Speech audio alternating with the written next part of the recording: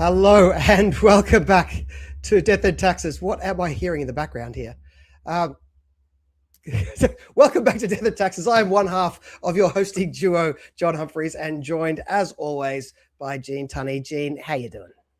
Going well, John. Yeah, looking forward to our conversation tonight. I think you've done a bit of a deep dive on what's been happening in Argentina. I think that's a fascinating case study of disinflation. So, I look forward to having the discussion.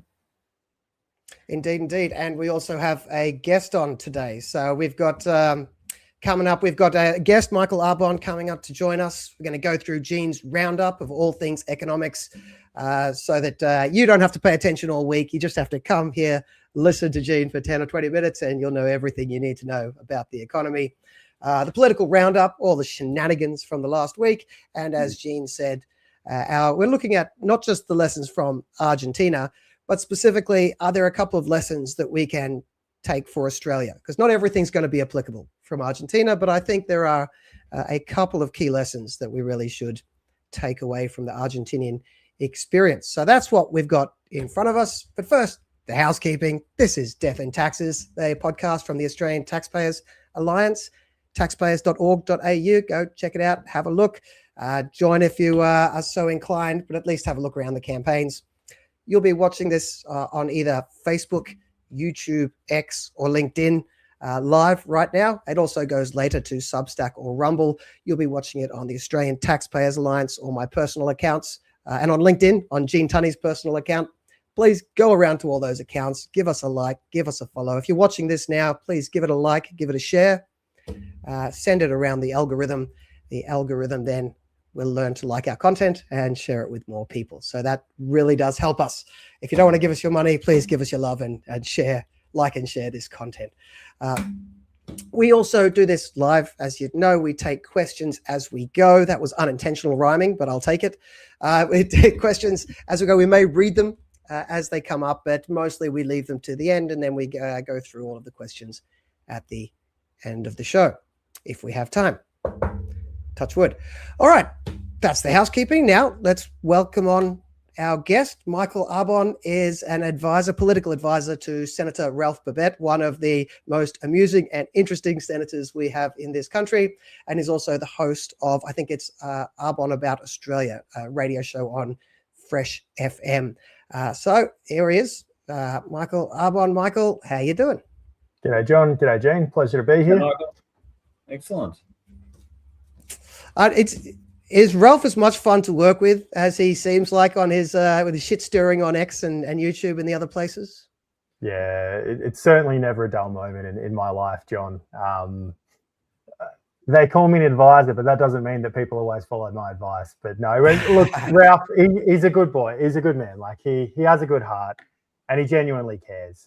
And his delivery style is pretty unique, I'd say, in Australian politics, but politics tends to attract some big personalities. So I guess Ralph just fits into that mix with some pretty crazy ones in the Senate, like Lydia Thorpe, and, there's quite a few. Hanson, I can't believe you just likened him to Lydia Thorpe. That is yeah. A different worldview, complete opposite worldview, but big personality nonetheless.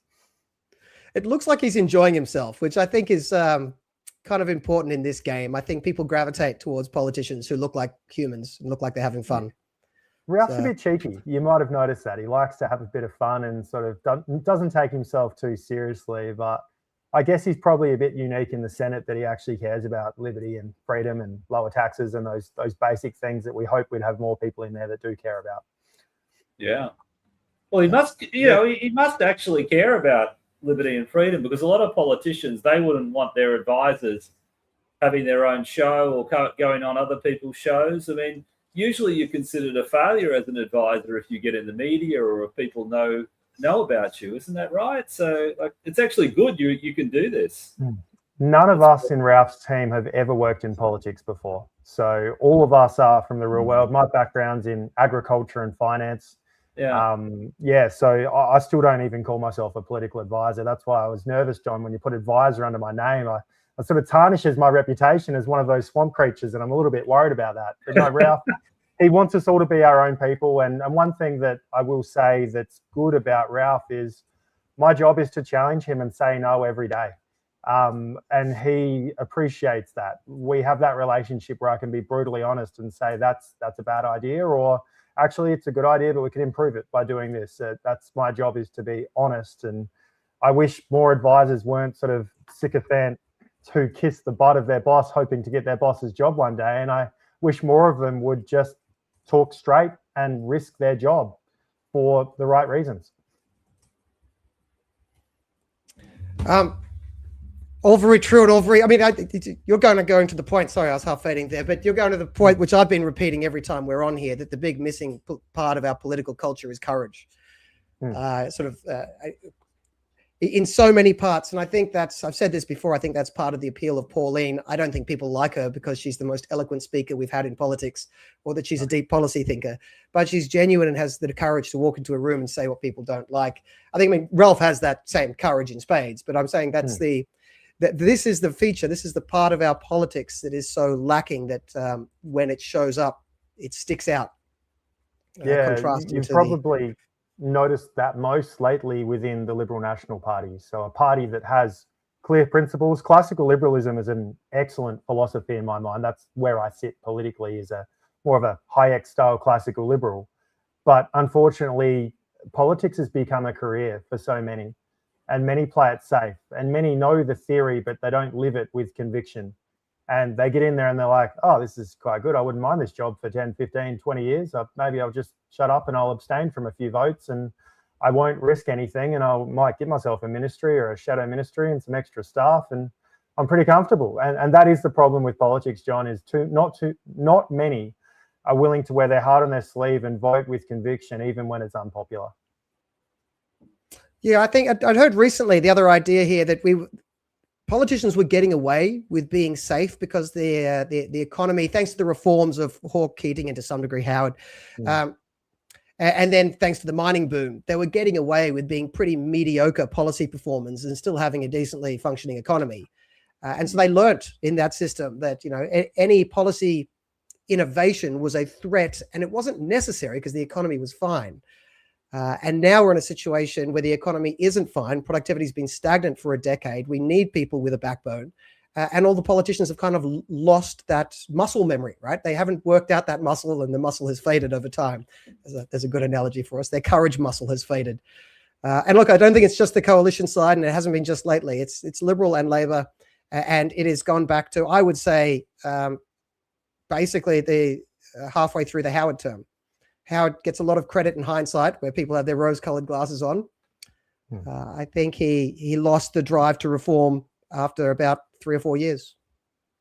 Yeah. But anyway, a rising tide lifts all boats, and that's sort of been the story of Australian politics over the last few decades. Really, is the times have been good, irrespective of the silly decisions they've made or haven't made, and they've reaped the benefits of their predecessors. But I guess time's running out, isn't it? We can notice the fracturing in politics now, that people are starting to understand that, hey, we've got more laws, way more laws, but life is actually worse. Yeah. John, I'm going to push back on something you said about the Howard government. I like it. Like you said, 3 or 4 years. I would say it was after the failure or the political failure of work choices. I mean, the work choices, I think, was incredibly courageous, wasn't it? When you look at it. That was right at the end, by the way. That was the last 6 months of 2005. Yeah, it was post 2004 that was brought in. Look, fair enough. I think it was a really big policy blunder, not because I'm anti-labour force liberalisation, but because I'm anti-centralising all the power with the central government, which I think was a massive mistake. Right. But I guess you're right that there wasn't nothing after that. Look, I just think the stage 3 tax cuts was also, I've often mentioned that as the only piece of real economic reform in the last 20 years. Good economic reform. They often change the economy. Not all changes are good. Yeah. But yeah, okay. Look, and I think we did mention this before to some degree. I think it was bad policy, but Bill Shorten took a couple of tax increases to the electorate. So you might call that misguided courage as well. It was courageous in the Humphrey Appleby sense. The fact that we are listing them here, and we can come to about 3 examples since the year 2000 in the entire 21st century, shows, I think, the lack of political courage that we've had floating around. Anyway, we've skipped on to politics. We've skipped over, what comes first? Orderly here, gentlemen, orderly. First, Gene's roundup of everything we need to know about economics that you may not have paid attention to. So you can ignore the world all week. As long as you tune in and listen to Gene for 10 minutes, you'll be all good. Take it away, Gene. Yeah, well, I was so busy yakking that I forgot to upload the files. But essentially, John, I mean, you were talking about it before, just how things, we've had this low productivity growth, and, things aren't, the economy is not firing on all cylinders. And I mean, one way you see that is in the stagnant real wages. And in fact, over the last 12 months, and this was revealed by the wage price index data that just came out, that inflation is now running above wages. And so we've effectively got, slightly negative real wages growth occurring. So I'll just bring this up. The magenta line, that's the consumer price index. So we know in the year to end of December 2025, around 3.7, 3.8%, compared with the WPI, the wage price index. So this is the measure that is taken as the the indicator of wages, and that's only around 3.5. So it's below the CPI, and hence we've got this negative real wages again. And just to translate that, if you'll give me a second, Gene, go for it. I was a consultant for a few years, and when asked what my job was, I'd say I was a translator. I used to translate economics to English. So hopefully I'll give that a go here. Just for the non-economists who are tuning in and hearing some words that they may not be used to. This magenta, what are you? Come on, it's pink. The pink line here is showing how much prices are going up, right? So if it's 4, then prices are going up 4% a year. Up the top 8, prices are going up 8% a year. Every year, prices are going up. The blue line is showing how much your wages are going up. So every time that pink line is above the blue line, you are getting, on average, poorer, right? And that's the problem here. And you can see that's a big chunk there. A big chunk where the pink line was spiking, where the Australians were just getting poorer for like several years in a row. Then the blue line got ahead for a little while. And as you see, and this is the big news that just came out, the pink line has overtaken again. Prices are now rising faster than wages, which means in real terms, adjusted for prices, you're actually getting poorer again. So anyway, that's my go at translation. Go ahead, Gene. Oh, thanks, John. No, that was good, mate. I should have done the same thing. So I appreciate it. So I think this explains a lot of the frustration that people are feeling out there, and why people aren't happy with where the country's going, and why effectively, I mean, we've got this civil war going on the right side of politics.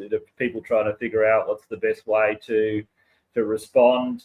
I mean, it's not as if people think the government's doing a fantastic job, but I think given the political circumstances on the right, I mean, the government will be re-elected pretty easily at the next election. But people are mad, people are frustrated, and the big part of it is this big drop in real wages we've had since 2020, because, in that post-pandemic period where we had the high inflation. And I mean, we've got, and this is a point that Matt Canavan made and tripped up the RBA governor, who didn't really seem to understand the data, or she wasn't across it as much as Matt was. The real wages are back at their level that they were in the early 2010s. So this is what your wages can buy in real terms. It's as if we haven't had any living standards growth in over a decade. So, and this is what's driving a lot of the frustration, in my view. So any thoughts on that, John?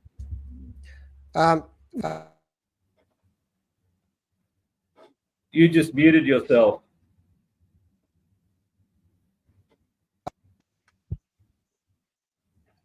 All right, Michael, do you want to? Yeah, I can hear you now, John. You're back. But I guess the other comment I was going to make from my observation of that data, because I do check out the ABS most days, was that it's actually public sector wages that are pushing harder than private sector wages. So Jim's filling the pockets of those who are draining taxpayers' funds and taxpayers themselves are struggling even more to keep up with the cost of living. Yeah, I hope I'm back now. Sorry. Yeah, that's very true. I had noticed that. I should have put a chart up on that. But I mean, basically, yeah. So I guess public sector wages, maybe they are getting some real wage increases. Maybe that they are keeping above inflation. I'll have to check that. But yeah, if you're in the private sector, you're in worse pain than those in the public sector. That's right. So yeah, absolutely. That's true over the last 3 or 4 years, but just so you know, that last quarter, I think, actually was equal for public and private. I mean, the point holds over the last couple of years, so that general theme is true. But just for the pedants out there, those picking us up on the minor details, that last quarter, I think it was 0.8 for both private and public. Look, one comment I wanted to make on this is, look, your nominal wage, the wage packet look like it's going up. Yeah. So it looks like it's going up by, say, 3%, but prices are going up by 4%. I'm rounding to make it easy. But so you're actually getting poorer, but here's the kicker. Even though on average, if you're doing as an average person is, you're getting poorer, you're paying more income tax. You're paying more income tax because we have a bracket creep, hidden, like nefarious little tax increase every year, caused by inflation pushing you into a higher tax bracket. So every year there's a hidden tax increase. The media don't have to report it. They don't have to pass it through Parliament. They're just able to increase tax by a couple of $1 billion every year through bracket creep. And in this situation, it is particularly insidious where your pay is going backwards. Your real pay, you are getting poorer. You're getting poorer, but the system of income tax we have means you have to pay more income tax than you did the year before. You have less disposable income than the year before through no fault of your own, and you have to pay more tax. And they didn't even pass a law to do it. That's what's so shitty about this. I understand some people out there like tax. Fair enough, we can argue. But then make it a political issue. Go ahead. I was going to put forward the legislation. Let's take it to debate. Let's go on TV. Like, come onto this podcast. Let's shout at each other back and forth. Let's argue it in the court of public opinion and then put it to Parliament. But instead, we've got this secret multi-billion-dollar tax increase every year, and it applies even if people are getting poorer. And so, look, I hope we can build up enough anger about this issue. The Liberal Party needs something that makes them stand out and stand apart. I think this could be the sort of issue they should really look into. But what do you guys think? Tax bracket indexation, get rid of bracket creep? Yeah, absolutely. That's a no-brainer. Just on the people who like tax, I mean, look. So I think they're, I think Richard Dennis is a nice guy, but he has his revenue summit. I always find that extraordinary. I mean, they basically have a summit where they're thinking up new ways to tax us. I always thought that could be a good thing. The ATA could protest that one year, John. They have it at Parliament House. That's probably hard to get into. Yeah, I'm not really a protesting type, but I mean, Michael could probably get us into Parliament House, I think. I could get you in, John, but I guarantee you one thing, you won't be getting one of those orange lanyards as a lobbyist. We've never issued one of those passes for anyone. I don't actually know what they are, so that shows how out of the loop I am. With is that the thing you need to be able to walk around without a guest badge? Correct, that's right. And there's far too many of those creatures in the halls. But anyway, we don't issue any of those. We never will. Fair enough.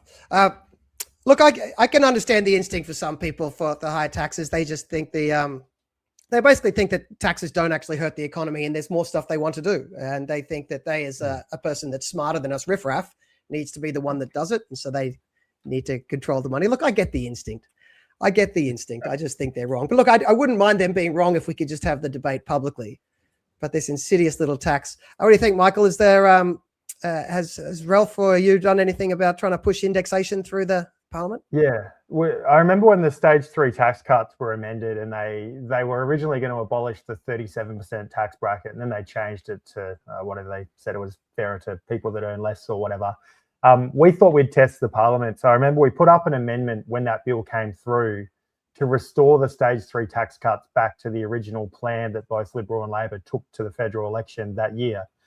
Both of them opposed our amendment, which was what they promised to the people at the time they voted for them at that election. So I guess that tells you everything you need to know, John, that simplification of the tax system, especially under, I guess, previous leadership of the Libs, we'll see what this new leadership does, but there was no real appetite for it. And the other thing that I find hilarious, or actually scary, is the fact that not only are you getting fleeced through bracket creep, but you've got Jim Chalmers also every 6 months pushing up fuel excise, alcohol excise, except on kegs this time it's been frozen, but pushing up those excises as well. So it's all one-way traffic. Like, to be fair, right, if you're going to increase fuel excise and alcohol excise, you would then index tax brackets. It would work both ways, but it's all one-way traffic with taxes, and they're taking more of your money each time.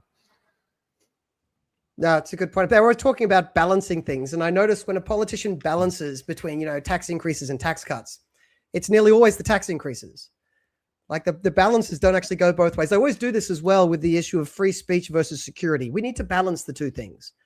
But the balancing, this is like a seesaw with like 10 fat people on one side and nothing on the other side. That's not balanced. Like everything going one way, you start thinking, wait a second, there's just an agenda here. This isn't a balancing exercise at all. But yes, agreed. You got any more economic data for us, Gene?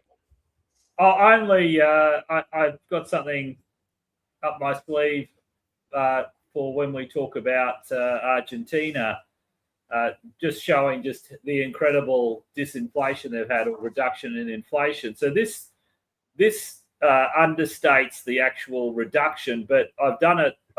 This is a logarithmic scale, which means that the distances between the different numbers are proportional. So they're effectively, like, between each of those tick marks, they're roughly twice.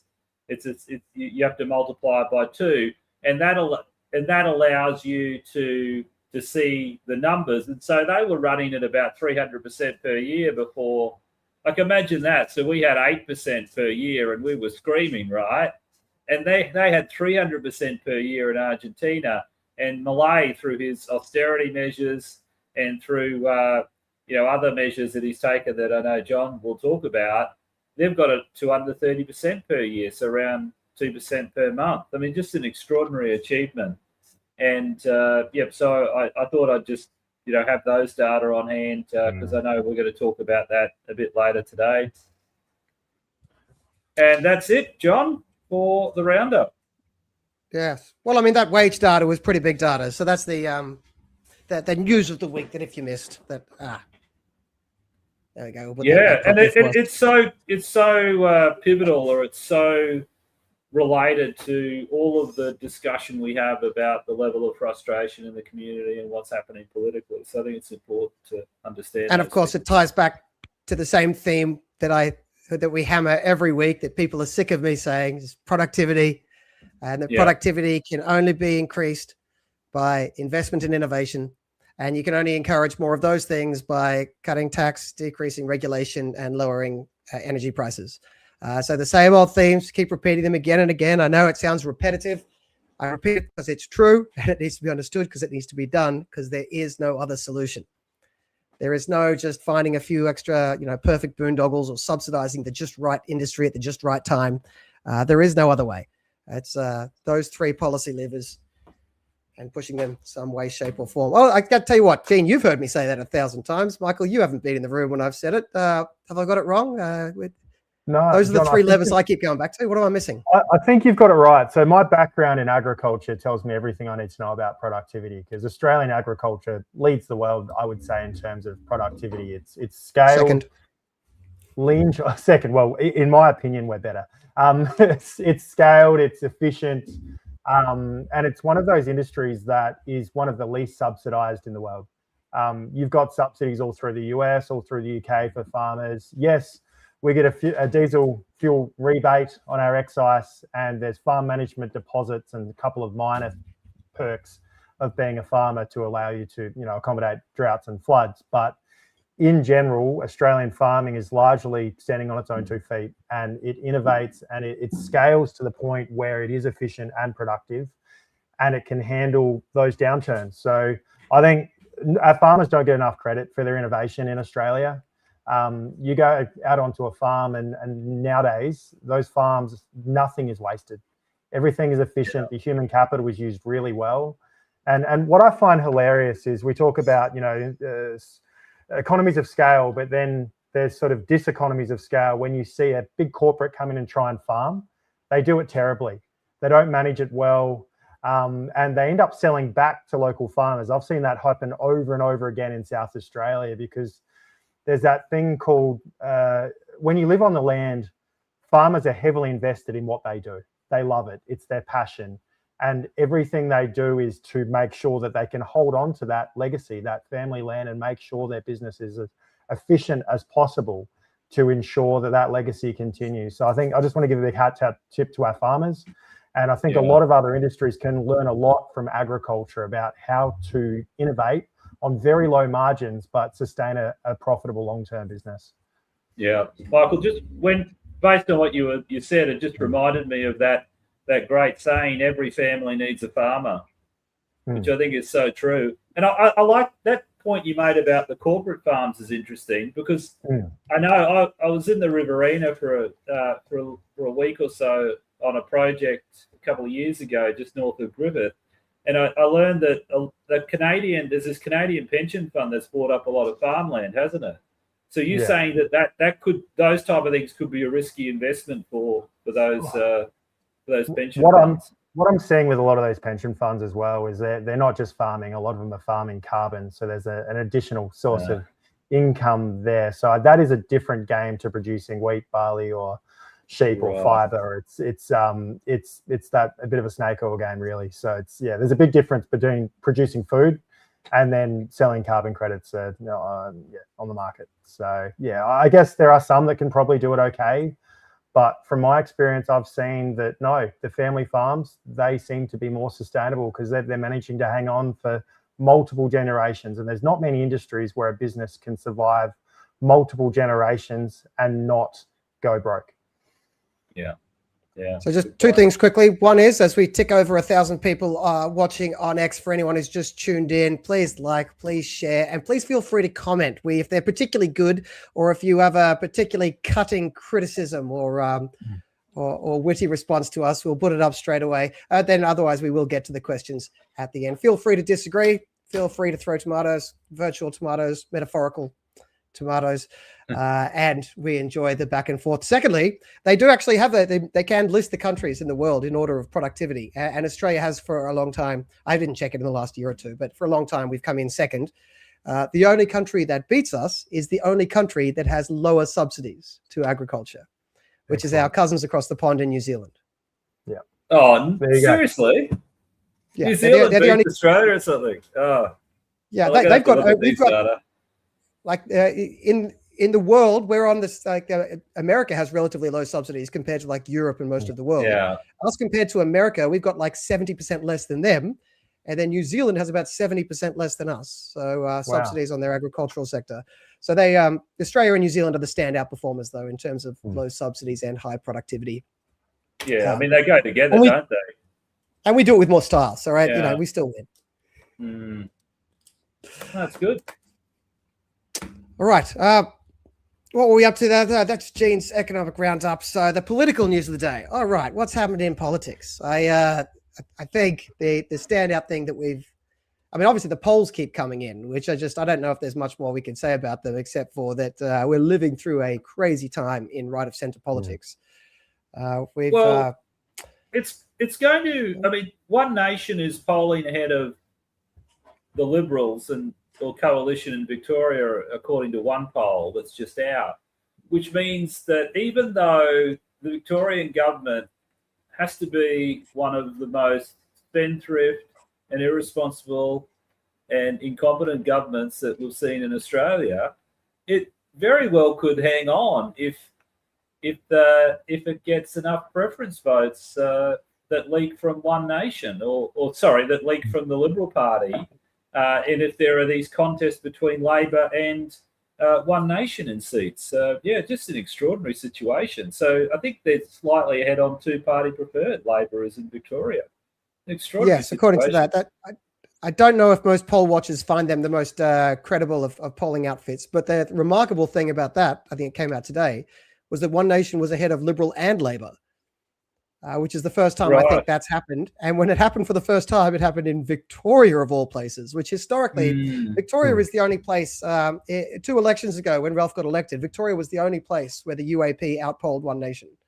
Yeah, and Ralph got getting elected instead of like One 4% of the primary vote. That was it. It was 4% and One Nation, maybe 3%, I think, John, from memory. Yeah. So in every other state, One Nation outperformed UAP because that is traditionally their worst state.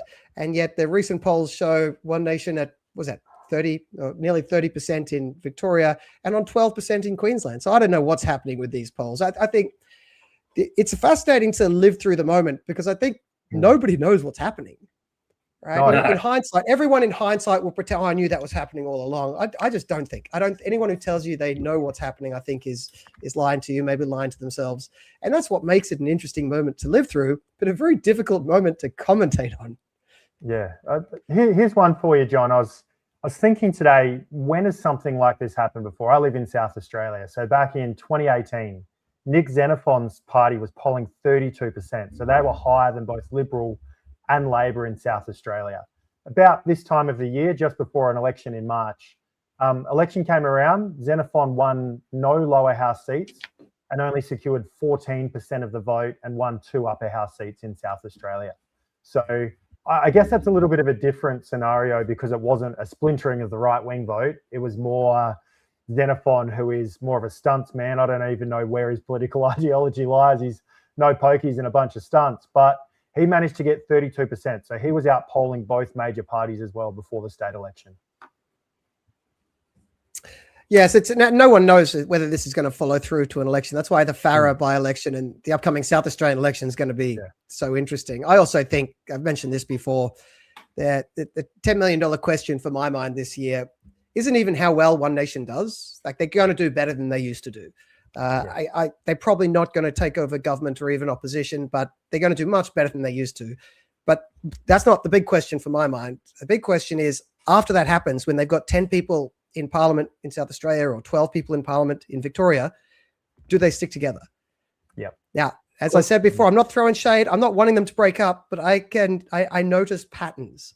It's kind of in the job. And you notice that has happened before a lot. And I don't want it to happen, but I think that's the thing to watch out for. Because if they can hold it together, if they can get 12 very different newbies elected at the same time and hold them together, then all bets are off. All of the political rules as we understood them are changing.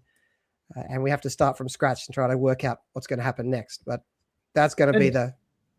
Yeah, but haven't we started to see the cracks in the relationship between Pauline Hanson and Barnaby Joyce already? Didn't Pauline say something about how all Muslims hate Westerners or something that was a bit, over the top, something really excessive, and then Barnaby Joyce was essentially saying, well, I don't really agree with that, and so they're actually they could start fighting even before they get into a position of power. I think these fights happen behind the scenes in terms of who's able to control who. I mean, Barnaby Joyce and Matt Canavan, when they were both in the Nats, used to occasionally say they disagreed with each other. It's as long as you've got a way in the back room of working out what the pecking order is. So I don't think we know yet, right? And Barnaby is quite a relatively diplomatic fellow. He said what he believed, but he didn't throw her under the bus. So we'll see. It's too early to know, I think. And there's not enough people yet. What we need is 10 new rando newbies elected and then see if they stick together, because that's the thing One Nation has not been able to do in the past. You're talking about Queensland of 1998 style. Get 11 people elected, and I think they all left One Nation within a couple of years, didn't they, John, from memory? So that's sort of the bad legacy there. The party structure remains similar, though, doesn't it? I'm a big believer of a democratic party structure. You do need to have branches, and the branch members need to get something for their membership in terms of a vote on pre-selection, because that is a good tool to be able to sort the best candidates via consensus from the members. I think when you've got captain's picks and a centralised structure in terms of pre-selection, often those personalities are sort of almost destined to clash because there hasn't been that transparency through the pre-selection process. Now, this is probably too much insider baseball on minor party politics, but as the listeners may or may not be aware, I had a bit to do with it. I founded the party, now called the Libertarian Party, way back when, 25 years ago, showing my age. But so I've been thinking about this long and hard. And the thing you need to say publicly to make sure everyone likes you is to say, I believe in internal democracy. I believe in democracy, full stop. Gene already knows that I don't particularly. But I've come to this conclusion when it comes to how you internally should run a political party. When you're a minor party, when you're quite small, you can't have too much democracy. It's too easy to get stacked out. It's too easy to just have their total reason for the party be undermined. If you're a minor party, you don't exist to be populist.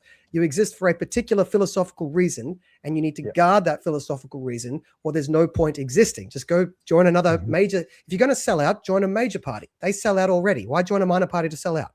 Right. So I'm not a big fan of too much democracy in a minor party, but I do think we need far more democracy in our major parties, because those parties are playing by different rules. They haven't got the luxury of being too philosophically pure. They have to constantly be aware of 50% plus one. And I think in that instance, the democratic instinct actually improves them. I think the democratic pressure makes a small party worse and a big party better. And the interesting thing about One Nation is they're in that transition right now. And are they going to be fleet-footed enough as they become potentially a major party to sort of fast forward that transition to internal democracy? Because I think if they don't, that's going to be a big mistake. But I'm a little bit sympathetic to them not having done it when they're a 4 to 6% party. It's quite easy to stack out and ruin a minor party if you let anyone do anything. Yeah. And now that rapid rise to 30, how long does it hang around there? That's I guess that's the question that no one can answer until 2028, really. It's the federal election, the next federal election, I think, that is the big test. Can a high vote be sustained from now through to then? Yeah, we'll have a couple of state elections as a bit of a dipping the toe in the water thing. Yeah. It's also the ultimate test for the Liberal Party. Can they return to their We Believe statement and drag back some votes over the next 2 years with their new leader? Or do they continue to stay too close to Labor, have no real point of difference and no real principled existence, and therefore continue to suffer at the hands of One Nation? Well, let's take that for a second. What would you do, Michael? You've just been a radical change of events. Susan Lee has been challenged for the leadership of the Liberals. Everyone expected it was Angus Taylor that was going to take the victory, but instead it was Michael Arbon. And so you have become Liberal leader. What is the new direction you take the Liberal Party in? Like realistically, not just like, here's my wish list, everyone gets a free pony, but you've got to try to get elected. You've got to try to do the right thing for the country, and you've got to try to stave off the One Nation challenge. What would the Arbon and maybe the biggest challenge is the internal party machinations. You've still got some people who voted for Susan Lee and some who voted for Angus. So I think economics is where you begin. Most Liberals would agree around economic principles. So if you focus on it's the economy stupid, you come out with a suite of tax policies which maybe starts with the basics, maybe some income splitting, maybe some indexing tax brackets. Maybe you come out with an agenda to cut waste, maybe beginning with the likes of net zero. Just keep it really simple for a start. Start with those sorts of things, restoring baseload energy, or actually being energy source agnostic. So what you would do is you would repeal the ban on nuclear, and you would be agnostic. You would let the market run. You would allow approvals for coal-fired power stations. You'd allow approval for any private capital that's willing to invest in supplying more energy. I would begin with basic economics like that. I don't think you can go too far wrong. Obviously, immigration is one of those things where I'm a believer that we need some immigration. I think concepts of zero immigration are pretty silly, but you come out with a more targeted immigration program which rewards those who are younger, who are skilled, and who are going to add value to our nation for a longer period of time. You probably wouldn't pay welfare to migrants for a period of time as well. You'd want to make sure that you're a bit more hardline in terms of importing liabilities. And I would also focus heavily on increasing our natural birth rate through family-friendly tax policies. So income splitting, I mentioned, potentially increasing tax-free thresholds. And then I have also heard Angus Taylor start to talk about how they pay for childcare. So whether that's more of a I'm not sure about giving people money, actually. So that's something I'm not real. I don't like taking money from some people and giving it over to others. I prefer to focus on reducing taxes that working families pay For every child you have, maybe your tax-free threshold goes up to cover your basic cost of living for that extra child, because the government knows that in 20 years' time, that child that is a naturally born child in Australia is going to become a taxpayer for the next 40 years. They're going to pay it back in spades. So I think I would begin there. It's very economic, but I can see the pain that people are feeling. And I know that the next election will be run not around migration, not around culture wars, but around who is expected to provide the best economic environment for the people.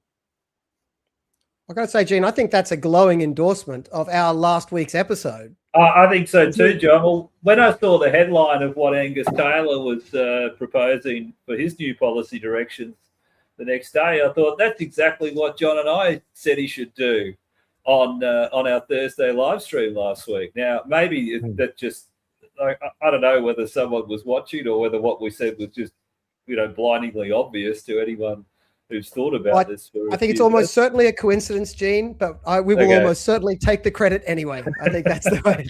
That's the way it works. Definitely. I don't know if you saw it, Michael. Last week we talked about sort of 5 ideas to get the economy rolling again, like within the Overton window, not crazy like abolish all income tax, abolish GST, privatize the roads, all of which I agree with, but that's not realistic right now. But and it was basically income splitting, indexing tax brackets, increasing the tax-free threshold, increasing the threshold for the top marginal tax rate, and making savings tax deductible with the 5 ideas. And you just listed off the top of your head 3 of them. And your other idea, I think, was get energy prices down, which we're going to allow for coal-fired power, which is going to be one of our topics today. So excellent. No, there you go. I think it's a lot of agreement here. Sense, and they're all things that Labor won't do, because we know Jim Chalmers wants to remake capitalism. Didn't he say in his essay back when he was first elected as treasurer, which really just means he wants socialism. It's the same old tricks by Jim. So he's a big spender. I sit in budget lockup every year and I just have a look at, the fastest growing line in the budget being, the interest on debt. It's not a good thing. So I think the other thing you've got to promise as a Liberal Party leader is that you will balance the budget and you intend to repay debt. So you start by getting it balanced, and then you start pegging away and you start clearing that debt, because, when inflation's running, if the government might be taking a little bit of money out of circulation, I think that might help people out a bit rather than adding more to it. So 2 things quickly. One is for everyone listening in at home, please type in your answers to this question as well. What would you do? Like, what is the important things to change? Try to keep it realistic and a policy change. What is the new direction? Or do you just think everything that Michael, Gene, and I said are just perfect, French kiss, chef's kiss? So, but if you've got other ideas, please write them in the comments. And if they come up here, we can share them as well. But if you're watching this later, write them in the comments.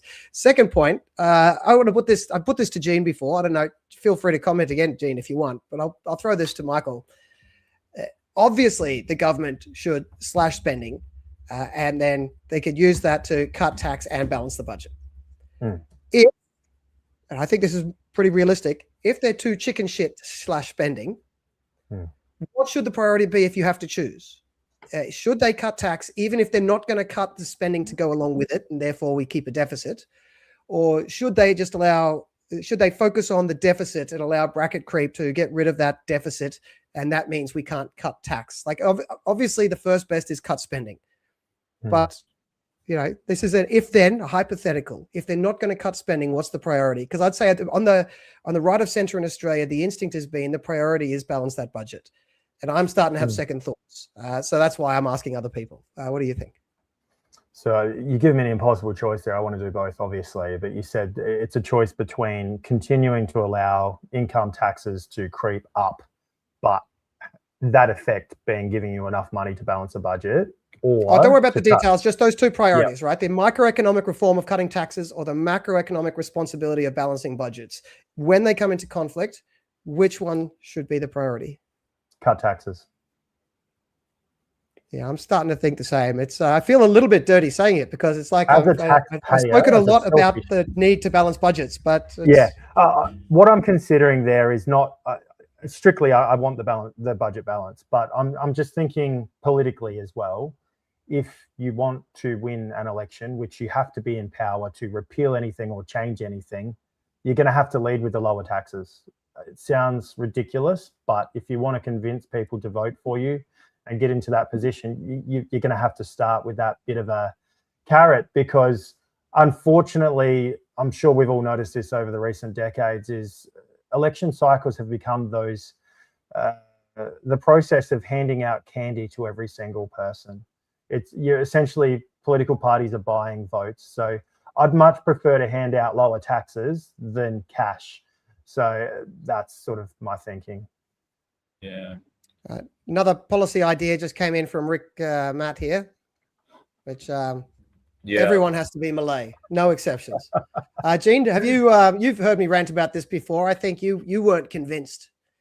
I know. I disagree with you, John, because while you can run a little bit of a deficit, so long as you've got a growing economy, you can't run perpetually a deficit on your primary balance. So if you exclude your interest payments from your budget balance, if you've got this structural problem in your budget, you're just going to keep accumulating debt. If your debt to GDP ratio keeps going up, what eventually happens is that the way that you maintain the solvency of the government is through inflation. Okay, essentially, you'll end up in a situation where somehow the government and the central bank conspire to sort of keep interest rates low, monetize deficits, and then we end up reducing the real burden, or worst case, monetizing deficits. The government just turns on the printing press to pay bills, or we have inflation to help reduce the real value of the debt. That's the situation that type of policy will end in. I don't disagree that is a likely, or at least a very plausible outcome. But I put to you the alternative to this is, if we have a situation where every time the left's in power, they increase the size of government. Every time the right's in power, they refuse to cut taxes because they need to balance the budget first. And so they balance the budget. They lose power inevitably, as you always do. And then the left increases the size of government again. All the while, bracket creep is trickling taxes up. You're just getting a bigger and bigger government. I think we've already got to the point where the government is too big to sustain, sustainable productivity growth. So I think this is the new normal. I don't think we're just in a funk here. Unless we fundamentally reform our economy, I don't think we have a growing economy anymore. And then we still have a deficit. And now we have a deficit with an economy that can't grow. And every political solution is to spend more, which increases the deficit. And because they're spending more, that doesn't fix the problem. And we still can't grow. If we don't get the economy growing at some point, I think it's all over as well. I think we fall into stagflation. But will it grow? But your strategy, this is what Liz Truss tried to pursue, wasn't it? And that was she got rolled by bureaucrats, though. that's a good point for me. Well, this is why you need to got bureaucrats. She got rolled by bureaucats. The central bank bureaucrats are still bureaucrats. Yeah. Yes, okay. Yes. But look, they're both very uncomfortable. Shitty options. Like I agree with you that this runaway debt's going to lead to an incentive to monetize. I don't see a good option, but I actually don't see any way through with if we don't cut taxes. If we don't cut, because the other option is cutting regulations, but you have to cut it by a lot. And which one's going to be easier to sell? Because both of these need to be done through politics, right? You need to convince 50% plus one. I think we can convince 50% plus one to cut our taxes. Probably can't convince them to get rid of OH&S and workplace labor laws and safety laws, even though I think a lot of those are far too onerous, especially on small business. That's going to be a hard political sell. And if we don't either cut tax, cut regulation, and get energy prices down, I don't think we have a growing economy. And without a growing economy, by the way, I think our politics continues to splinter, our society continues to splinter. And I think eventually our economy collapses anyway. So against that, which seems to me like almost a guaranteed collapse, the picture you painted, I think, is quite likely. It's very scary. But there is the chance that after we get the economy rolling again and the debt's too high, we can go back to say to people, look, we need to cut this spending now. This deficit is going to ruin our country. We're going to have to monetize and ruin our country or cut spending. And that might be the one time when we could actually win the spending cut argument politically, because at the moment we don't seem to be winning that argument. Before people face the sort of the edge of the cliff or the pain, we don't seem to be winning that argument. But anyway, look, I'm uncertain on this myself. It feels like a change in position for me, which is why I'm glad you're pushing back, Gene. As is the viewing audience. It's more fun when we disagree. Well, Well, you're talking starve the beast, and this is what Reagan, what happened during the Reagan administration. And I mean, where did that end up? I mean, eventually they got budget restraint in the 90s through the collaboration of Gingrich and Bill Clinton. But for years they were sort of running large budget deficits. Like the tax cuts didn't lead to this big supply side response that Art Laffer was predicting. This is the age of the Laffer curve, the voodoo economics, as George Bush called it. I think I disagree with nearly every word you said there, including the conjunctions. Firstly, the fact that Gingrich and Clinton managed to wind back spending then in the 90s, that's the theory that I'm suggesting. You cut taxes now, you get a benefit, an economic benefit from that, and then it kind of forces that the next period of politics to cut back spending. You balance the budget and you got the lower taxes to boost your economy. Secondly, I think you did get a Laffer effect. Now, okay, you did get a behavioral response. Now, it doesn't have to be fully over the Laffer curve to have the behavioral response, but I think you did get the behavioral response. And I think the evidence of the tax cuts in the 80s, when people study that, that's when they actually get the highest estimates for, excuse me, wonky economic term here, the elasticity of taxable income. The highest estimates of the ETI come from studying Reagan's tax cuts, which shows that they did induce a lot of behavioral change. They did, I think, help trigger a decent economic growth in the US for a while.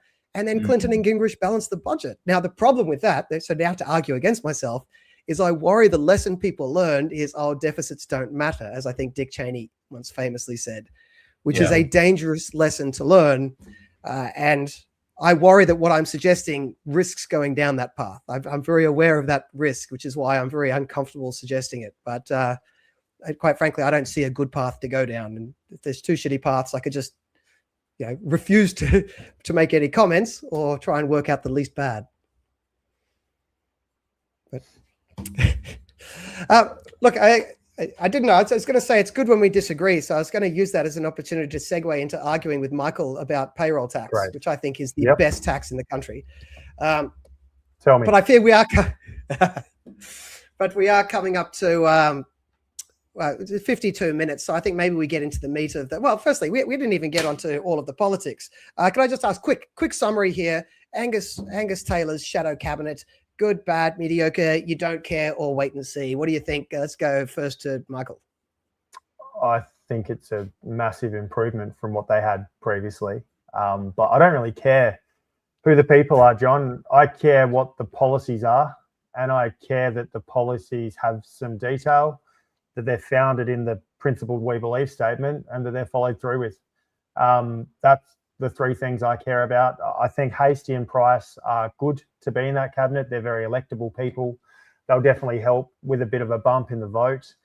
Tim Wilson, is he treasurer now? I don't actually know much about him, but he's got a pretty poor opposition in terms of Jim Chalmers. So anyone against Jim Chalmers who's got half a brain should do okay. But once again, what he needs is he needs an armory of really strong classical liberal taxation policies to bring to an election, not higher taxes this time. That would be a terrible concept. Hence, we go back to that lower taxes does win you elections, and you need to be in power to then limit regulations and then ultimately tackle that budget deficit problem. I think there is a political reality there that we've just talked about, which is very real. Socialism is attractive to a large portion of Australia's population, whether we agree or not. In the short term, it sounds good, taking someone else's money, but ultimately running up debts and stealing money from a shrinking pool of taxpayers is not sustainable. So I think overall it's an improvement, but I'm not going to draw any conclusions until I see policies and serious details. All we see is really motherhood statements at this point, and that makes sense. They've got to spend a week or two now to make sure they get their policies right before they start rolling them out. But the longer it takes, the more the One Nation polls run up too. They need some substance. They need some meat on those bones. Gene, any favourites or picks that you think were atrocious and should be thrown out from the new Shadow Cabinet? I think Tim Wilson's a good choice. I think it's a bit too early to tell how Angus Taylor's going to go. I think he had a big stumble during that last election campaign. But I think Tim Wilson is articulate. He seems he's got youth on his side, relative youth.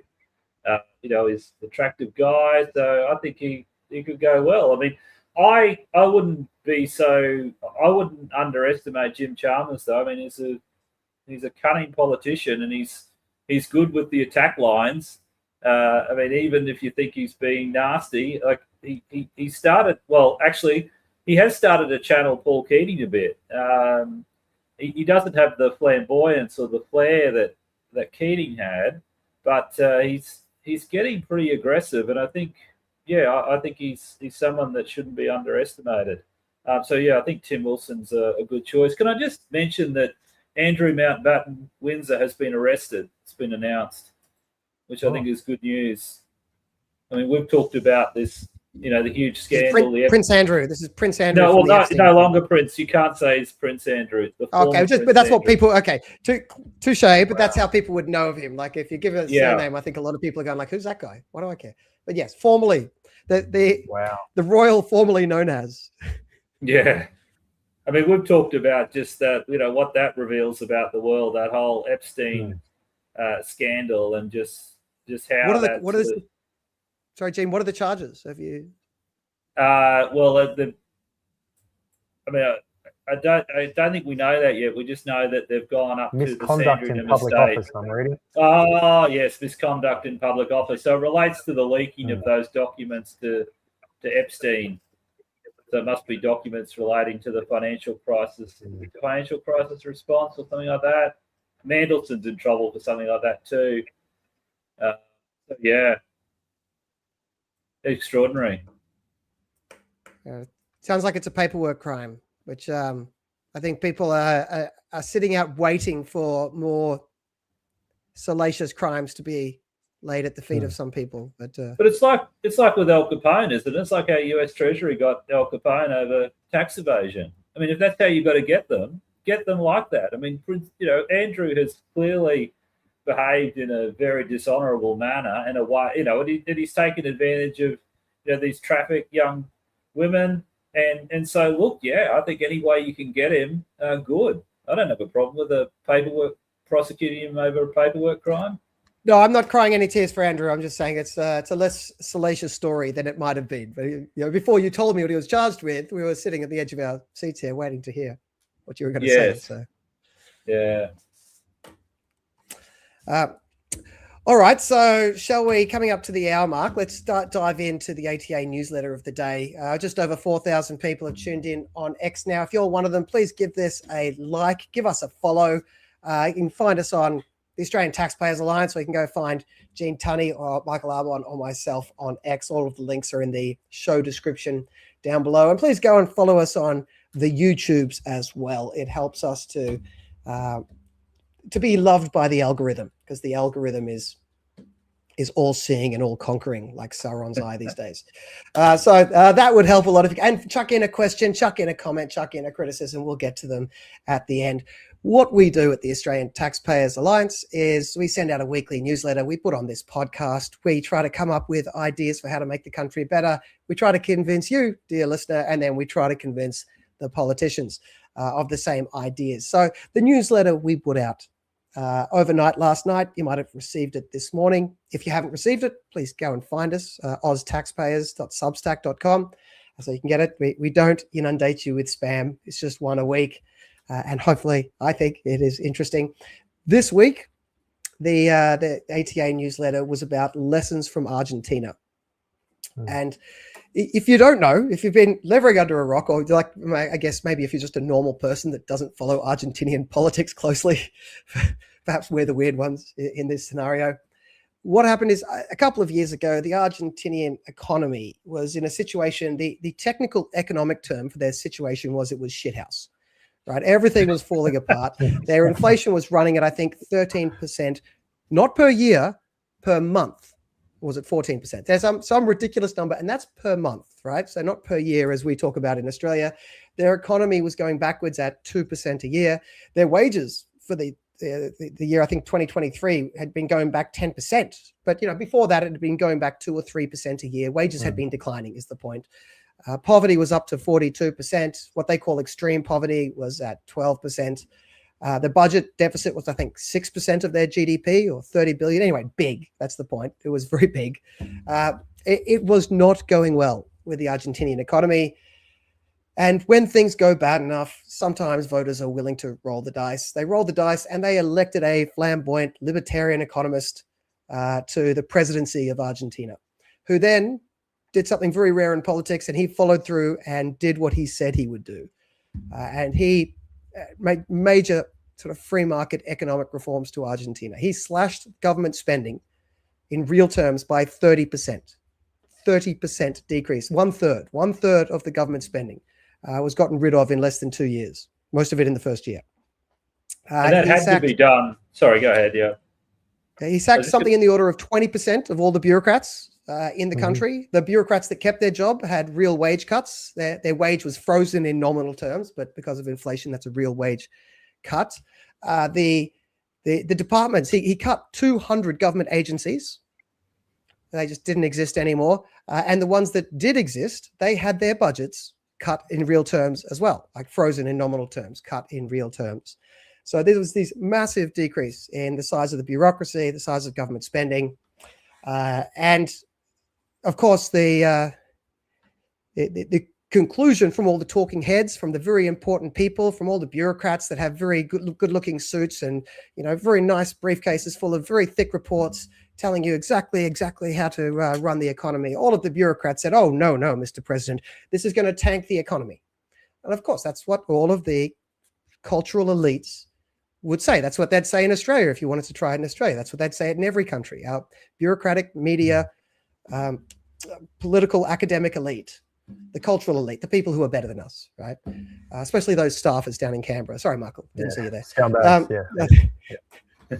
That the bureaucratic elite would tell you this is going to tank the economy. So we can have a look, right? This has actually happened in real life. We can look at the results.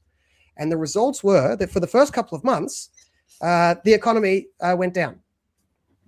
And then after a couple of months, it turned around radically. And within 2 years, we can now see the results. Inflation has gone from, I think it's 13% a month down to 2% a month, and it's still going down.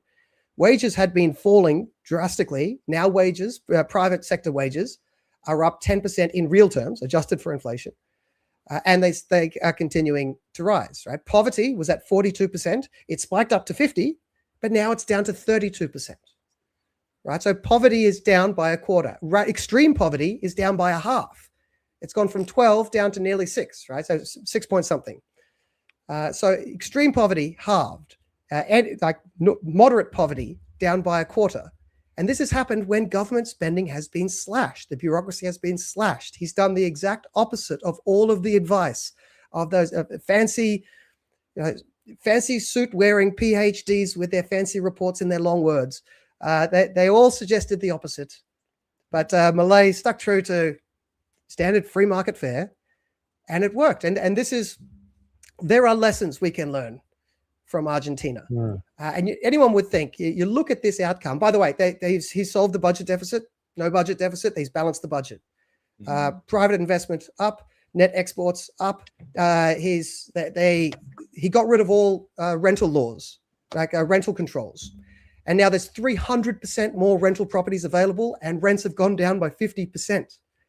Right? It's a remarkable story across the board. You would think if these political elites, our political media, academic elites would be looking at this story going, wow, what can we learn?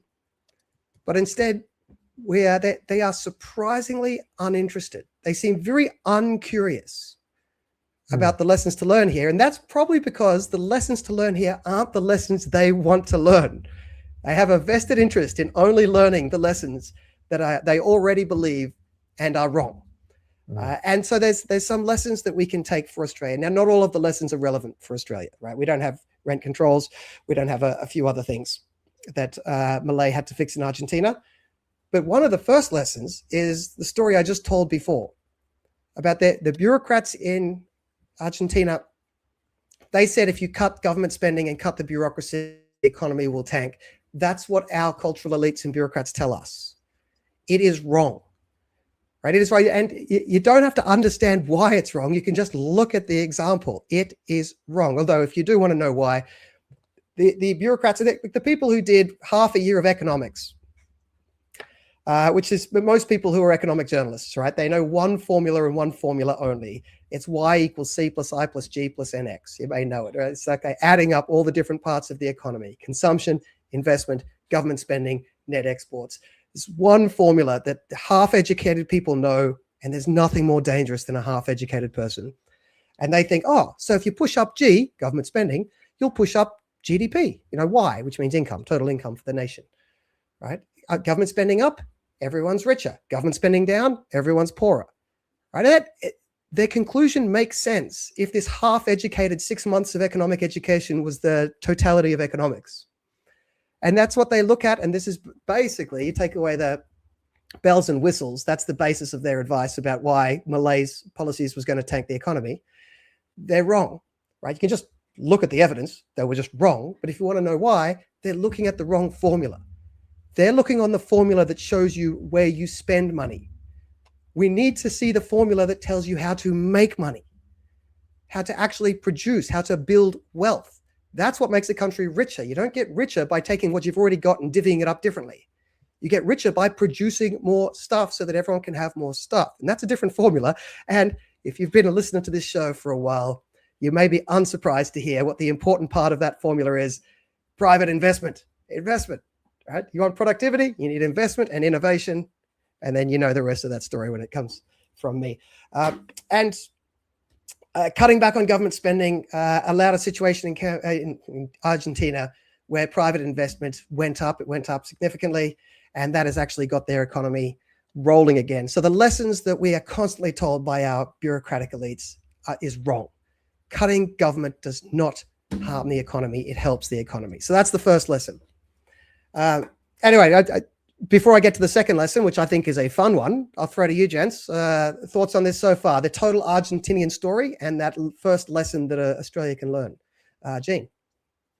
Look, yeah, broadly, I agree with you. I think there'd be you mentioned yourself, there was some short-term pain. I mean, I don't think you can avoid that, but I think history shows that if you can credibly signal that you've created a new regime, you've got credible monetary and fiscal policy, and this is what he's done, you can rapidly reduce inflation, and the actual sacrifice you have to make is smaller than you might expect, right? So if you know what I'm talking about. So this is the whole sort of Thomas Sargent end of the four big inflations argument, where he talks about how, and I think in the future, we'll look at what Milei's done and we'll go, well, that is one of those really well-executed disinflations. And it's because he's been able to signal that it's credible, the economy is going to be in better shape, and hence the private investment comes in, because they're confident that, things aren't going to fall apart in, 6 months or 12 months. So I think it's a good illustration of that. I should mention, as part of the policy there is he did he actually stopped the central bank from printing money, right? So that's that's what you got to do. I understand having credible policies, and like if you convince people inflation will be lower, it helps to make it lower, but also just stop printing money. So go ahead. You mentioned that there was a couple of months of pain. I also remember there were people protesting on the street en masse initially. So I'd say from a political perspective, due respect to Milei for being able to push through that public outrage initially. There was a bunch of people that lost their jobs. They were angry. I don't think we have a leader currently in Australia that would see the course through to the good days. They would usually back out of their policy early and give up due to public pressure, media pressure from the bureaucrats around them. But the other thing that excites me about this, John, is we're not Argentina. If we did a fraction of what they did along the same playbook, we could achieve amazing results with minimal impact. I'm just thinking, a basic thing like dropping recommended pricing in the NDIS and maybe letting the market determine the price for those services would seriously temper that cost blowout simply by allowing a physiotherapist to compete with a physiotherapist not next to them and not charge that recommended rate, to actually charge $100 instead of $300 for that consult would make an awful lot of difference to a program like that. Yeah, just by the way, in terms of the popularity of the reforms, there was a lot of pushback in the first year, and there was a lot of people. Yeah, a lot of the usual talking heads spoke about Argentina a lot in the first year because they thought there was a chance that the policy reform was failing, and if it failed, they wanted to talk about it a lot. And now that it's working, they stopped talking about it. And for people listening at home, ask yourself, is that because they were honestly trying to get to the truth, or is that because they had a pre-existing agenda and they were hoping that the reality would fit into their pre-existing argument they were trying to pitch? But anyway, putting that aside, 2 years later, there were the midterms, right? The midterm elections, and Milei's party had a thumping victory at that. So this has shown, even though there was some tricky political ground to get through in the middle, he held his nerve and he came out at the end more politically popular than ever before. All right. So for the people at home who, the political hacks and stacks who may be watching this, working out, I don't care about the policy, tell me how to win. It helped him win, right? He saw through the tough times, came out the other end, and because the policy worked, people started to appreciate it. So he actually won that election, and now he's got his a bigger mandate and can get more done. So, John, wouldn't it be true that people are more willing to bear the pain if they're experiencing that rapid high inflation? Because we know just how terrible high inflation is, and undermines the Keynes, insert Keynes's famous quote here about Lenin and divorcing the currency and all of that. Yeah, look, I don't for a second think that the people of Argentina sat down, read Hayek, and went, you know what, we really need to give the price mechanism a chance. I think what happens in these situations, as people become more economically desperate, they start just looking around and going, shit, I'll give it a go. What have you got? And if there was a flamboyant, well-spoken socialist at the time, they may have gone that path. I mean, if there was a flamboyant, well-spoken, little short Italian painter with a mustache, they might have gone down that path. Thankfully, there was a flamboyant libertarian economist, and they went down that path. So to some degree, it's just desperation and luck. And I'm very happy that they lucked into a libertarian in Argentina. It is worrying that it comes down to that sort of flamboyance and luck, but I don't for a second actually think that most people sit down and finish reading Human Action by Ludwig Mises before they end up voting in these elections. So I don't imagine people actually knew exactly what they were getting into. And then when it started happening, I think a few people went like, wait, what? Is this what libertarians do? Shit, I didn't expect that. And then when it started working, they went, oh, okay, all right, I'll cop that now. Fair enough. I will accept the pain for the gain. And they come out the other end. So like I like the philosophical wankery of all of the detailed economic arguments, but I don't for a second pretend that that's actually how politics plays out in the real world, which is messy, right? So we try, in this show, we try to have a foot in both camps. We try to force you to listen to the policy detail and the economics, but we do try to remember that politics involves a lot of stupid people voting too, if I can be blunt. So we have to work out how that impacts the political reality. Got to an hour 10, and I didn't actually get to the big point I wanted to make. The next point was actually the reason I started writing that article, because I was looking through some Mileist reforms, and I thought this Mileist reform, we need it in Australia. This is a really good lesson for Australia. So backing up for a second, just to repeat the theme, I'll keep repeating it. It will be embraced soon enough as a mantra, right? So our economy can't be fixed without fixing productivity. That requires investment in innovation. That requires cutting tax, less regulation, lower energy prices. The last one, lower energy prices. Let's pause on that for a second. So firstly, get rid of net zero, all of that sort of stuff. Great. But getting rid of bad policy doesn't create cheap energy. You actually need to create the energy. It needs to be created. Now, Australia has abundant coal, abundant gas, abundant uranium. We should have cheap energy. But as the left likes to point out, and this is true, so we have to face it, no one in the private sector is willing to invest in coal, gas, or nuclear. Now, I know nuclear is also banned, but even if it wasn't banned, the evidence we've had is that no one's actually willing to invest in it right now. So that is tricky. That is a tricky part of the puzzle. It is why Matt Canavan, who I think is a pretty good economist, has come to the conclusion, well, the government has to build it. And you know what? At this point, he might be right. But Milei has, I think, potentially given us a better answer. And that is this: why won't the private sector invest in coal, gas, and nuclear, especially coal and gas in Australia at the moment? Well, one big answer is the political risk premium. There is a very big risk that a future government will come in and they will prioritizing sort of worshipping their sun god and pretending they can change the thermostat on Earth. They will prioritize that over cheap energy, and they will introduce policies, regulations, taxes that screw up your business model, right? That screw up coal-fired power, that screw up gas-fired power. And that is a very big, very realistic risk. I mean, if put yourself in that position, are you going to invest billions or hundreds of millions of dollars just relying on the fact that no future politician will do anything stupid on climate change? That's a bloody big gamble to take, right? So that is called the political risk premium. And that means you need to have a much higher sort of benefit from a project before you're willing to do it. And the returns on coal and gas are decent, but I would argue they're just not high enough to compensate the investors for this political risk, right? So I think the energy prices in Australia to some degree are an issue of this political risk premium. All right, Pause that story. Let's look over to Argentina. Argentina has had a massive political risk premium for a while now, to the degree that they can actually measure the impact of it. It was the political risk premium was driving up their interest rates by 20%. Right, so people were having to pay 20% more on their interest rate because of the political risk premium. And Milei stepped in and introduced RIGI, I think is the acronym. It stands for something in Spanish. I don't speak foreignish, so I can't tell you exactly what it stands for, but it's RIGI is the acronym.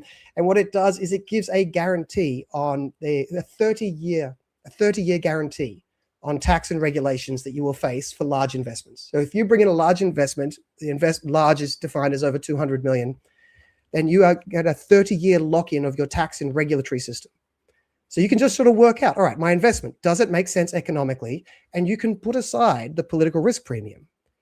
And that allows you to, as a business, go ahead with the idea if it just makes sense economically. You don't have to add this big political risk premium to it. Now, what actually happened in Argentina is the political risk premium went from 20%. It didn't go to zero because the world isn't quite as clean as, as all that, but it went from 20 to 5. That's a massive change, right? It's a 3/4 decrease in the political risk premium. That's interest rates down 15 percentage points, right? It matters. And we have seen lots of new projects. I think there's 18 billion of new projects already approved and another 38 billion in the pipeline going through this system. So I would say it's working for them. That is a solution. Now, the guarantee they've had, you might, if you're cynical like I am, you'd think, all right, future government just overturns the guarantee. But this guarantee involves a contract with international arbitration, with international arbitrators that have the capacity to freeze Argentinian assets overseas. So there is teeth to this, right? There is real teeth to this international arbitration that locks in certainty in tax and regulation. And it seems to be working. Well, what's the problem we have in our energy system? I would say it's the political risk. Well, here's a solution. Let's lock in large investments in the energy sector. Let's allow them to lock in the same sort of thing through contract law and international arbitration, lock in tax and regulatory certainty so that they can, if it makes economic sense, if their business proposal makes business sense, they will do it. And it won't be held back by the political risk premium. So that's the potential lesson we could learn from Argentina in Australia as to applying to our energy system. I think it's an intriguing one. It allows us to potentially solve this problem without needing the government to own new coal-fired power stations. And I think if it has a chance of working, we could give it a go. The worst case scenario is no one applies for the RIGI benefit, and in which case we've lost nothing. So I say we give it a go. But okay, gents, what do you think? Questions, criticisms, comments? What have I got wrong? Mr. G. Look, I like the idea of the providing that certainty to investors. I think that's great. I mean, we've got an issue here in Queensland where the mining sector has been, they were really just, discombobulated by the whole, the royalty hike that the previous government did, and the current government won't reverse it because they need the money too much.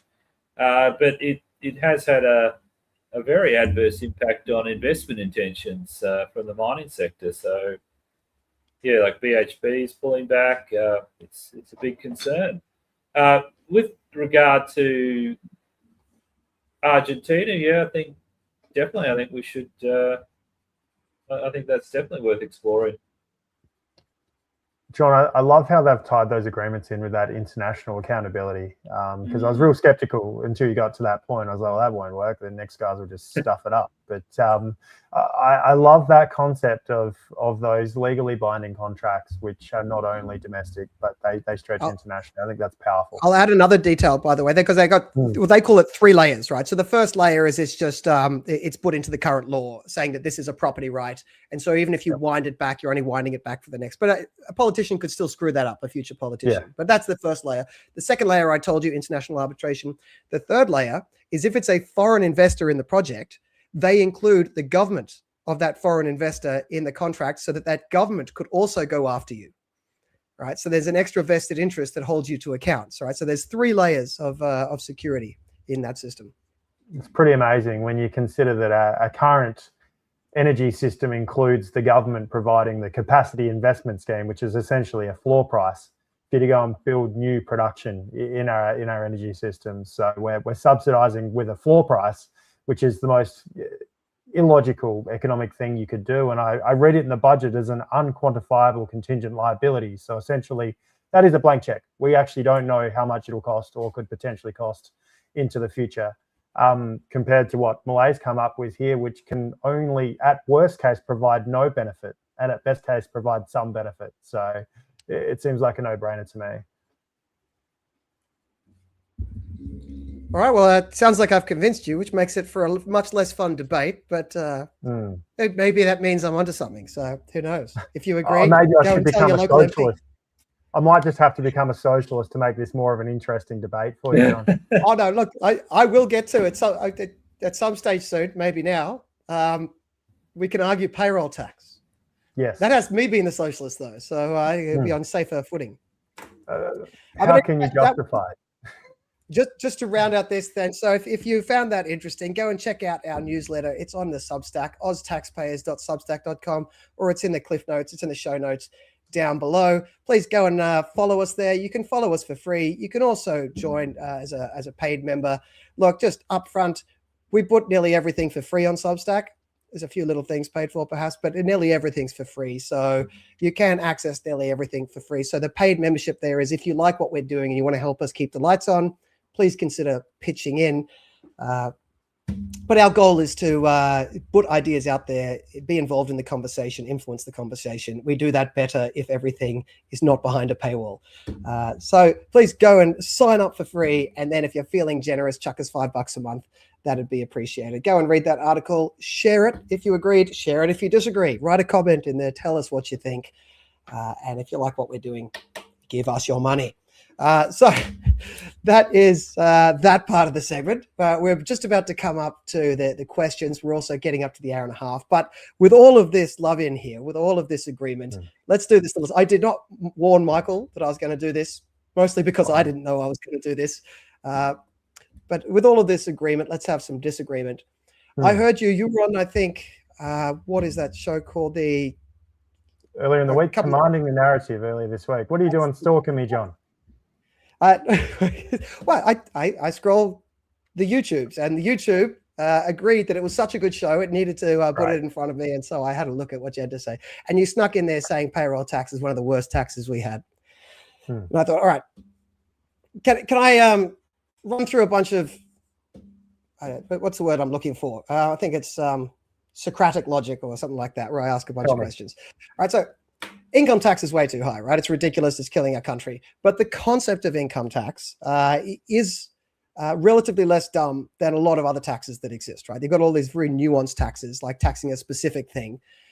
So I'd say if we were only going to have much fewer taxes, you'd probably get rid of most of the taxes first and still keep something like a 5 or 10% income tax. That wouldn't be that destructive of a tax, relatively speaking. Structure than we currently have that incentivizes you to work harder and earn more. Yes. Well, one of the things about taxes as well, and hopefully this is for the audience, hopefully you'll agree, is that the cost of a tax, the economic cost of a tax, doesn't go up linearly. Like you put up the tax 1%, the cost goes up 1%.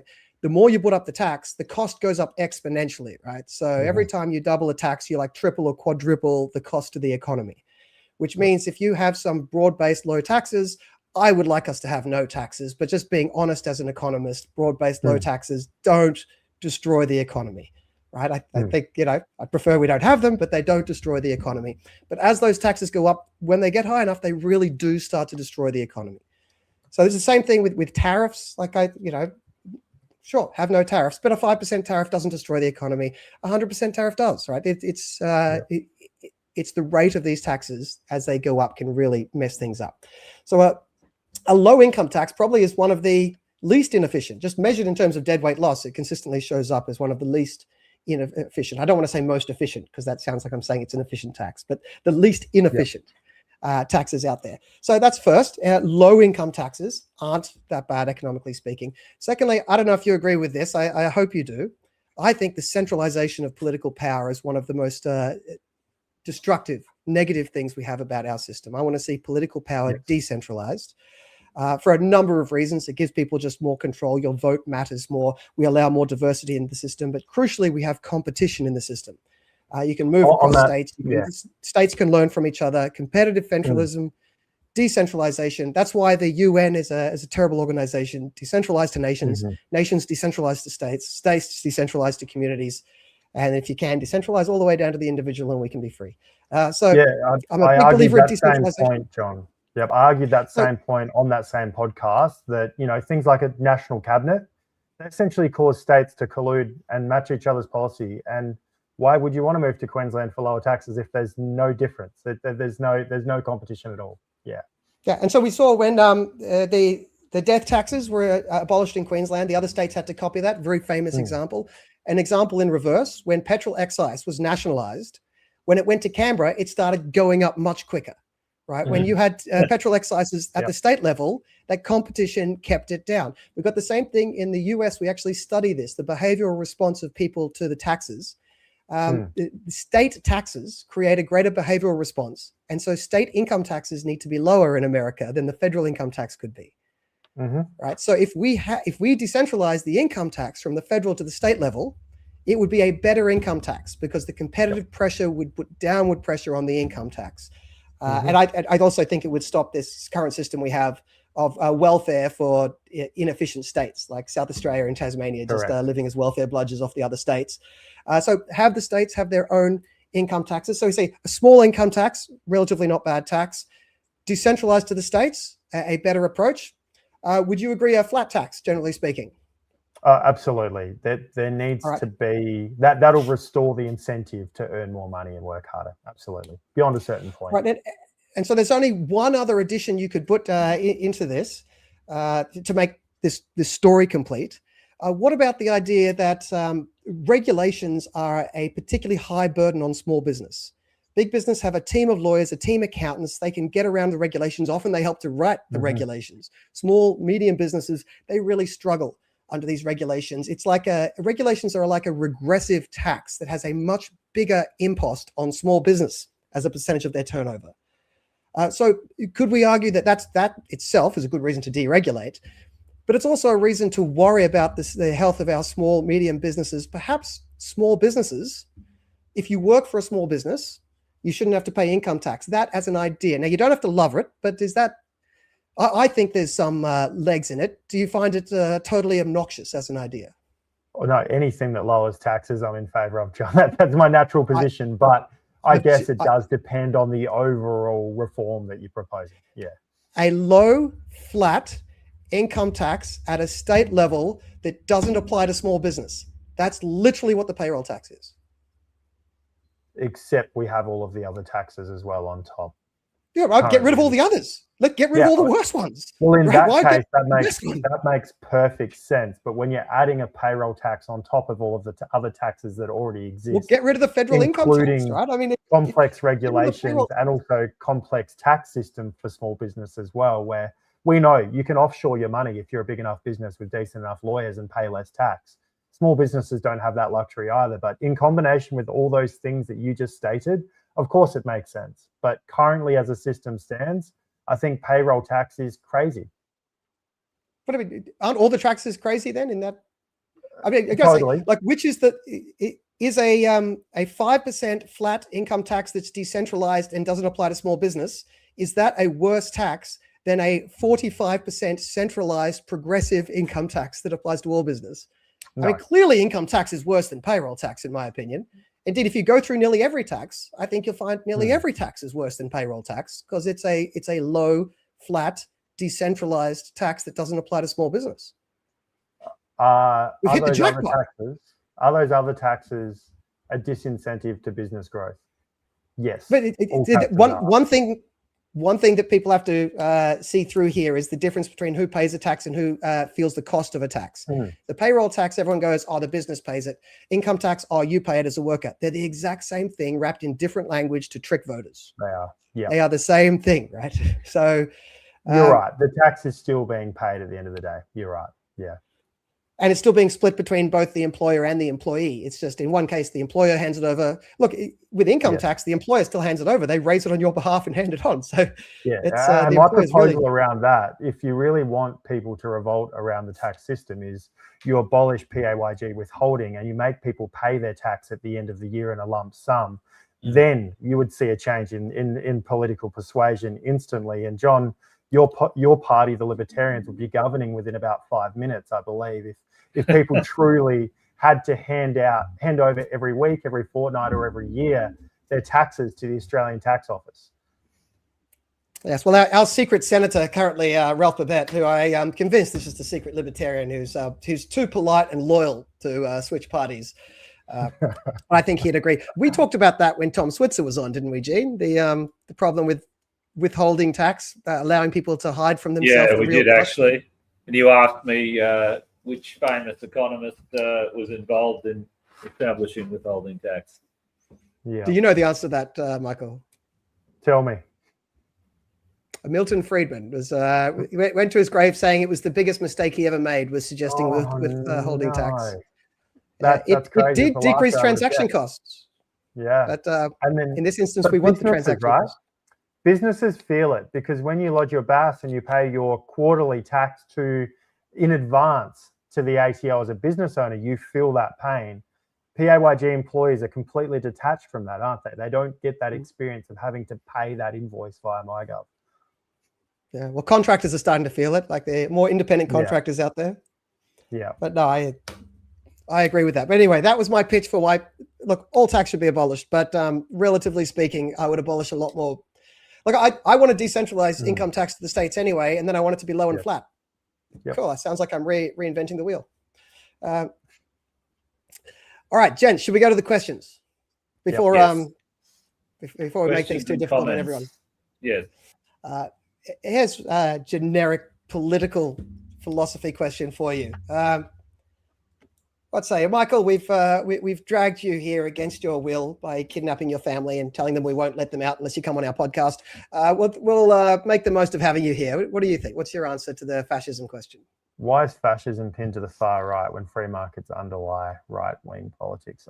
I guess we live in an era of simplified slogans and, I guess, misrepresented meanings in terms of what we apply to politics. So I don't think it is true. I don't think that we are fascist, but I think that in the information war, it's those that can best get their message out and label their opponent as generally what they are that win, right? And I don't think we are great at messaging. I don't think we are great at getting our opinion out there compared to what the collectivists are.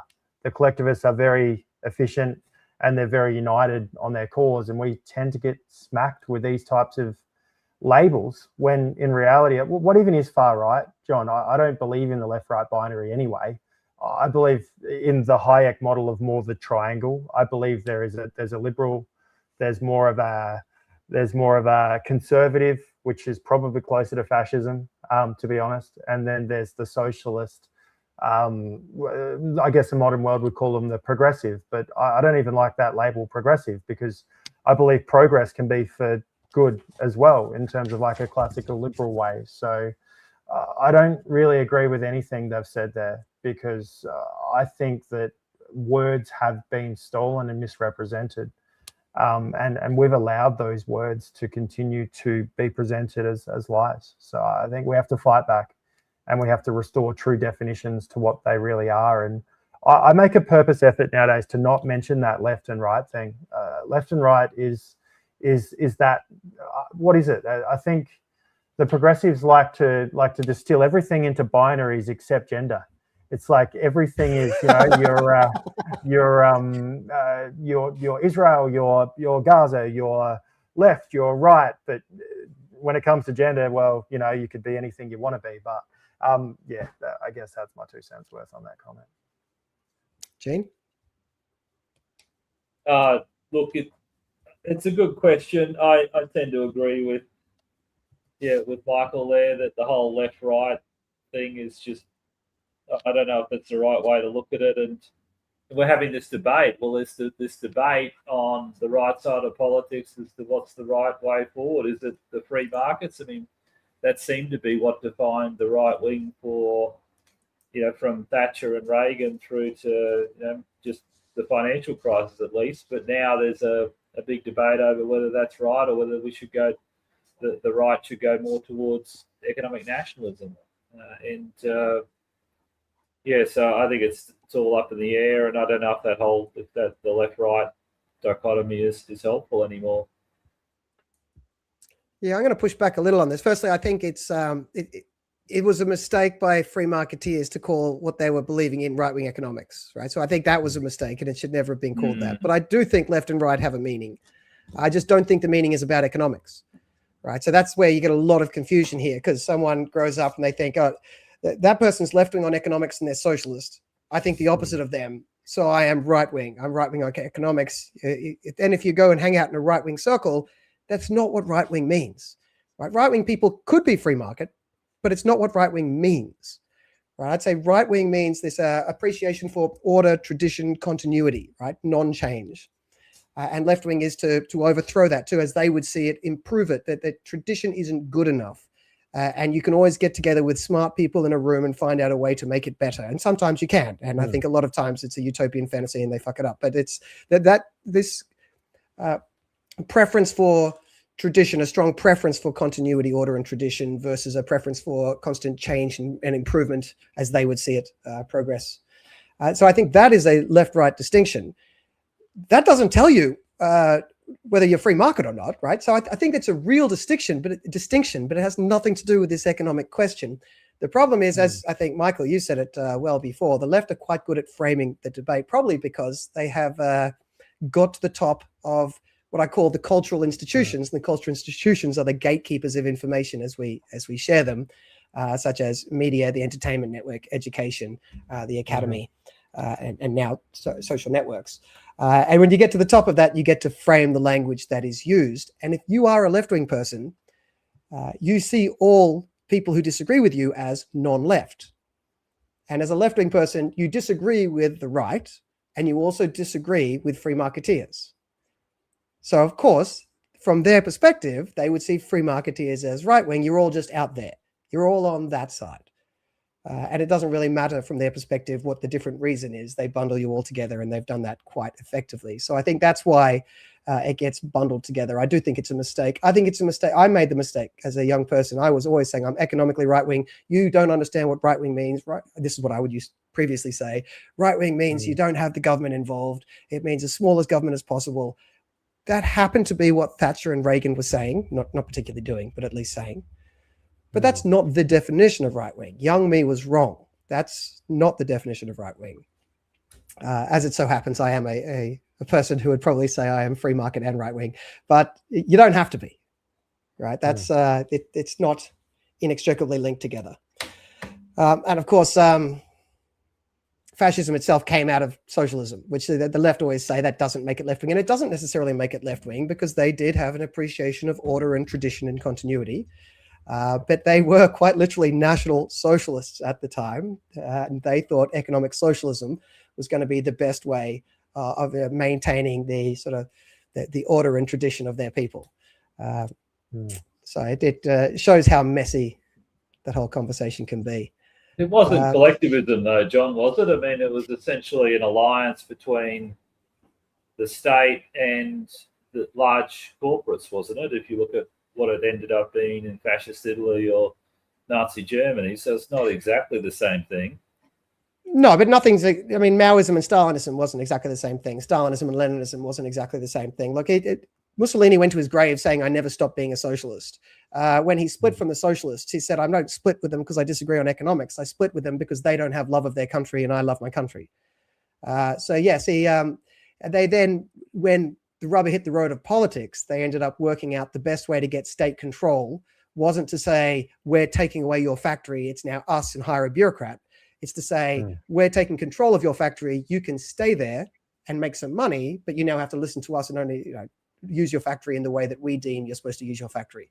So that was the way they controlled the factory, by basically regulating it to have to do the state's bidding and allowing the old owner to still sit there pretending he was important and pocketing a lot of money.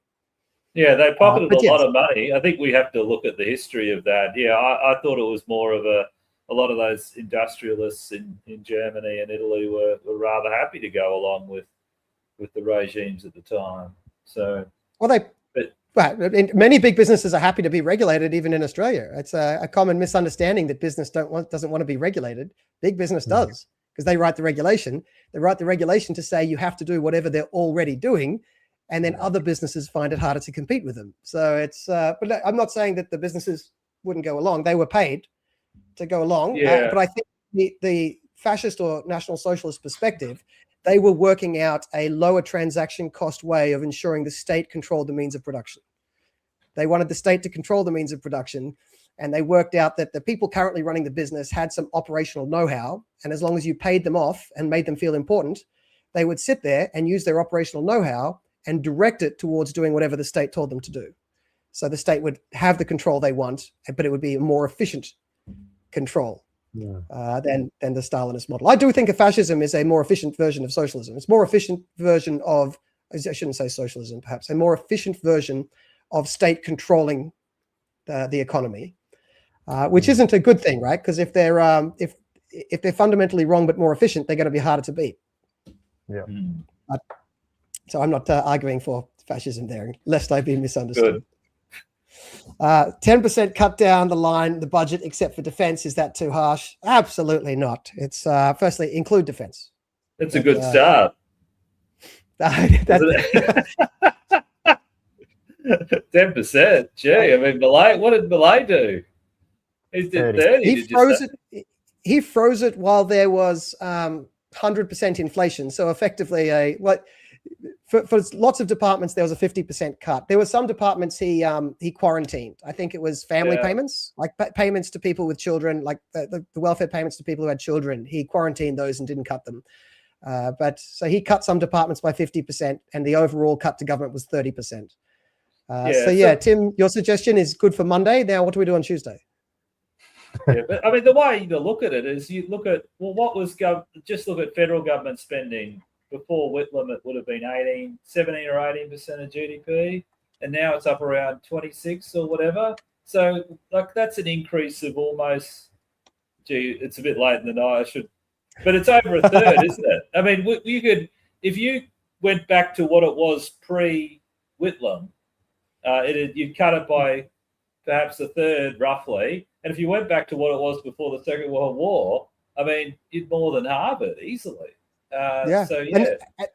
And that assumes that it's correct to look at size of government as percent of GDP. And as I've argued with you before, Gene, I think it's adjusted for inflation per capita is the correct measure, because to use GDP, you're implicitly accepting as everyone gets richer, we need a bigger government, which the main rationale for government is to help people who are poorer. So as we get richer, why does the government grow at the same pace? It should be shrinking quicker. Yeah. So, but yes, it's. I rant too much, but I'll do it again because I'm obnoxious like that. But I find it amazing when people are being called like this is radical right, extreme free market. It's like I'd be happy just to go back to like pre-Whitlam, in American context, JFK. If the exact JFK walked the streets today, he would be considered a fascist, like an extreme radical right winger that was not allowed in polite Republican society because he's too right wing. And then people say, oh, society's gone so right-wing. How could you say society's gone so right-wing? when JFK today would be considered a radical right-winger. That's how far left-wing we've become. We're Democrats of old, right? So if we went back to Whitlam's size of government, it would be a massive cut to the size of government. So lefties who love Whitlam, all right, well, let's do a deal. Okay, let's do a deal. Let's go back to the size of government when Whitlam was in power. Can we all agree on that? Right? If they think there's been too much right-wing reform and they want to go back to Whitlam, hallelujah. Let's pick that percentage. Government is a percentage of GDP. I have a suspicion they won't accept the terms. I see a fair campaign coming here, John. You're going to sack all the nurses and doctors and fireys, and what about our essential service workers? I'm for 10% plus, but there's also that political reality there that hits every single time, and very few have the courage to push through it. Yeah. In terms of this, responding to Tim's comment here, I think the way you go through it depends a lot on whether you're the federal or state government, of course, because federal government doesn't employ one teacher, it doesn't employ one nurse, it doesn't control one school or one hospital. So it's quite easy to push back. The federal government is full of bureaucrats, which is also why my suggestion to politicians is never talk about public servants, talk about bureaucrats. Some public servants everyone thinks of as quite useful people. Look, we don't want a world without teachers and nurses. Or maybe without teachers, but we still want nurses. I'm going to get some hate mail for that. But we could live in a world with far fewer bureaucrats, and very few people have sympathy for bureaucrats. So federally speaking, burn, baby, burn. And then look, when the media says, how could you say that? How could you say that? Everyone's outraged. Just turn around like Rupert Lowe and say, I don't care. Be outraged. Fine. You go be outraged. Canberra's not voting for me anyway. Go and get 90% Labor vote in Canberra. Fine. I don't care. This is good for the country. Milei showed it in Argentina. Slash the bureaucracy. Private wages go up. All right. And those are the people I care about more than the bureaucrats in Canberra. That's and right. John, and then make the remaining bureaucrats go and live in Wagga Wagga. But you can make big cuts to government spending without necessarily cutting a lot of bureaucratic jobs, because a lot of the federal government budget is transfers. It's robbing Peter to pay Paul, right? Or it's the churn. It's that we talk about. That's where we should be focused on. I used to agree with you there, Gene. I've got a slightly different view now. I agree that, firstly, most of the government is the actual spending, not the bureaucracy. I still think it's hugely important to slash and burn the bureaucracy, not because it's going to save enough money. It might only save $10 billion, which is still, fellas, between you and me, 10 billion here, 10 billion there, and pretty soon we're talking real money. But I agree, like the health budget, the pension budget, the NDIS budget, interest on debt, that's all much more than 10 billion. So I agree with you on that. Here's my bigger concern is I think the bureaucracy runs the country. At the moment, we've got a small number of politicians who work long hours, and nearly all of their work is to do with kissing hands and shaking babies to try to get reelected. They've got to schmooze their internal politics. They've got to schmooze the external politics. They've got to go on campaigns. They've got to work out the right lines. None of these people are studying policy details. None of them are, right? None of them. And then some of them luck into being a minister, which is what they want. They're climbing the greasy pole and they luck into being a minister. And then they got 2 staffers or maybe 4 staffers, and they're mostly university kids who are all hacks themselves, and none of them know policy, but they wear a fancy suit and they've got the right look about them.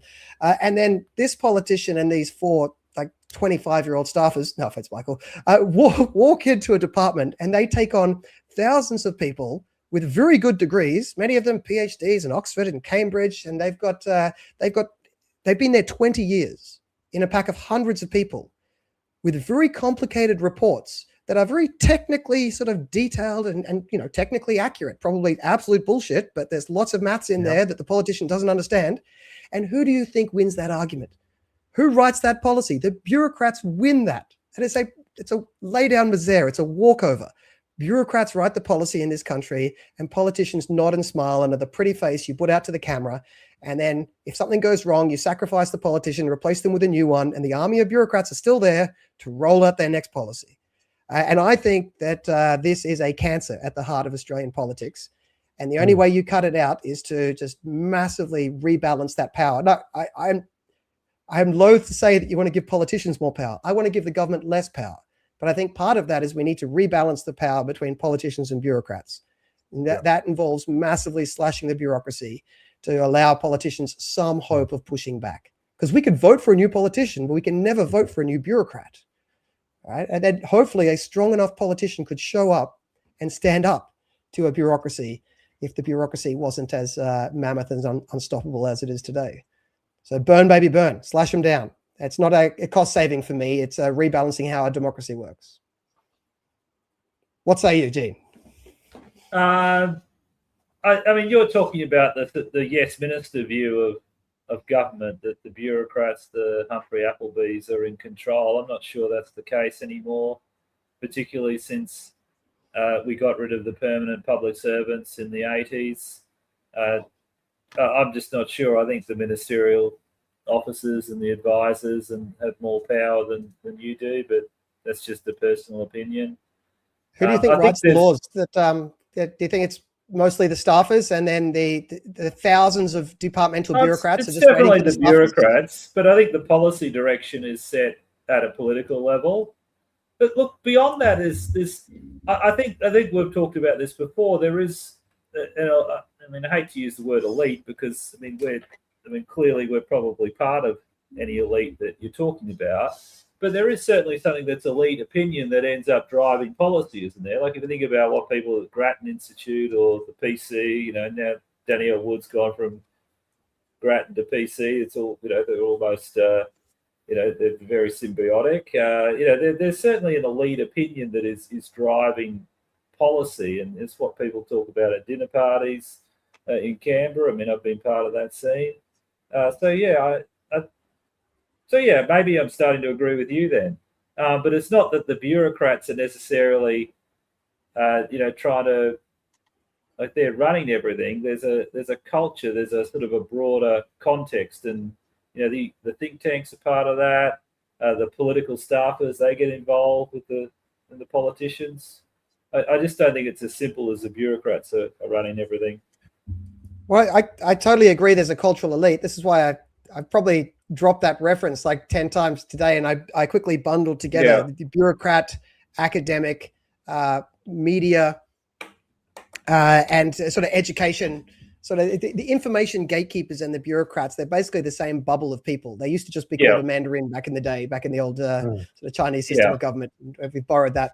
And that, I agree, that's the cultural elite that has a vision, but the way they put their vision forward generally is they write it up, they work it up through the bureaucratic chain, and then they get a minister to suggest to somebody to set up a committee, and that committee ends up needing a report written, and none of the politicians write the report themselves, right? They get a bureaucrat to do it, they check it, they change a few spelling of a few words, change a little bit.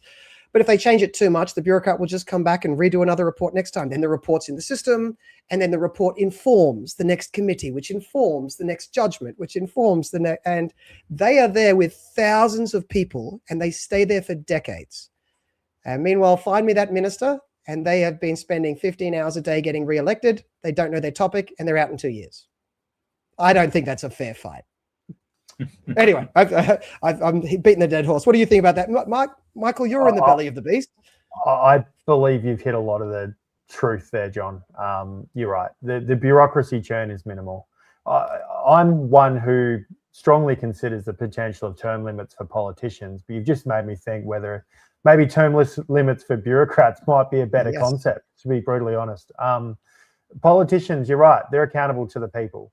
And, some of them are somewhat protected because they're in safe seats and whatever, and they don't really have to do an awful lot. But, when we see legislation that appears really quickly and is guillotined through Parliament, and the politicians guillotine that motion, so the government guillotines it, which means that a bill either passes with no or minimal debate. There's a reason why they do that, John. It's because they don't know what they're passing. They don't know their bill. They don't want to go through that committee process in Parliament before the bill's finally voted on, where a senator can stand up and question the minister for hours on end over the details in that bill. You see them looking over their shoulder to that little bench to their left where their staffers are sitting, sort of scrambling for answers and not giving answers, and classic Don Farrell going, well, it's a nice day, the sky's blue, and not answering the question. That happens over and over again. They don't know their own legislation well enough. And that tells me in itself that those bills haven't been drafted by them. They're not their ideas, and they literally haven't probably read through the whole thing. That's evident in their lack of ability to answer questions. So I think you've hit the nail on the head. And yeah, that concept of moving bureaucrats on, and the trouble politically though is for anyone who has an agenda that wants to do that, can you win an election with a sufficient enough margin and also control of the House to be able to really push those sorts of changes through? It's really hard to achieve.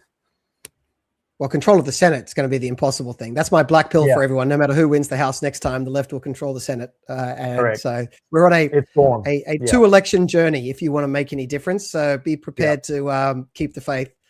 By the way, another reason they guillotine and rush that through is, I think, does go actually back to a strength, a skill set of the politician, which has nothing to do with the policy. But it was their judgment, correct, I think, that they were able to wedge the opposition. And that is a political wedge tactic, nothing to do with having even read the policy. But I think that political wedging, that's something that the politicians, not the bureaucrats, are good at.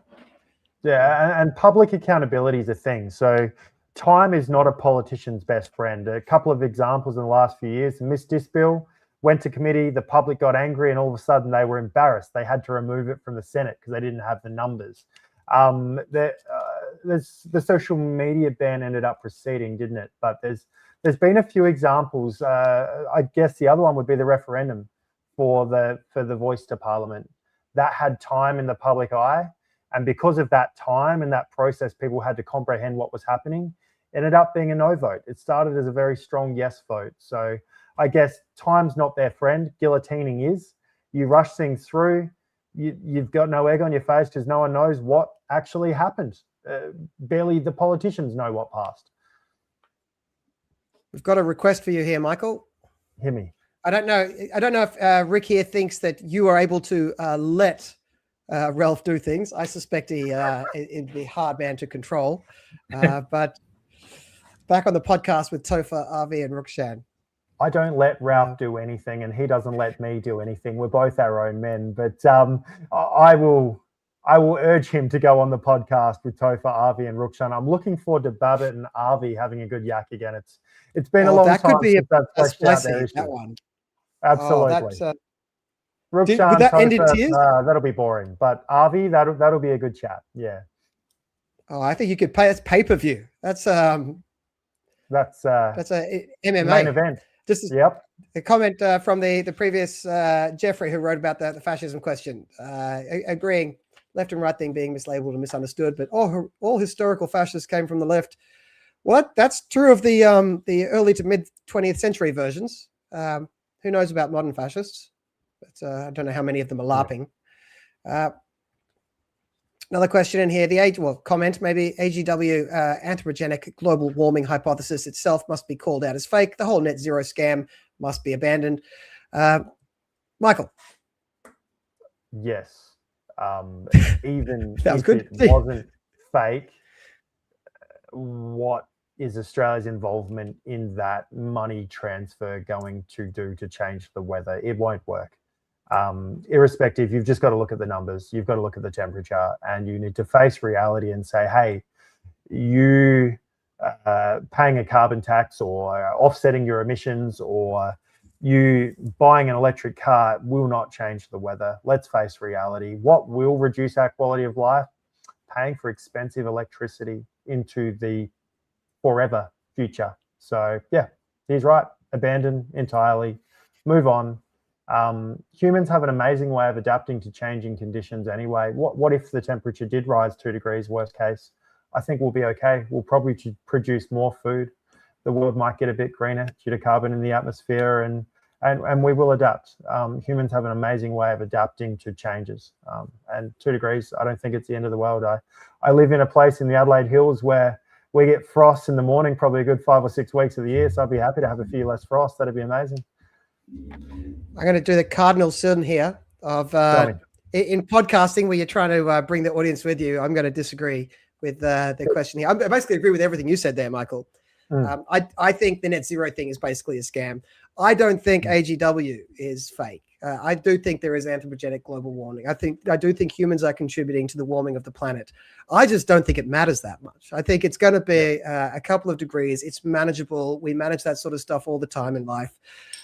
And the cost of trying to fix it far exceed the cost from simply adapting to the changes. So I do think it's all a political crock of shit, but I don't think it's a scientific crock of shit. That's which always gets me in trouble with both sides, right? So the alarmists are extremely unhappy with me because I don't agree with all of their.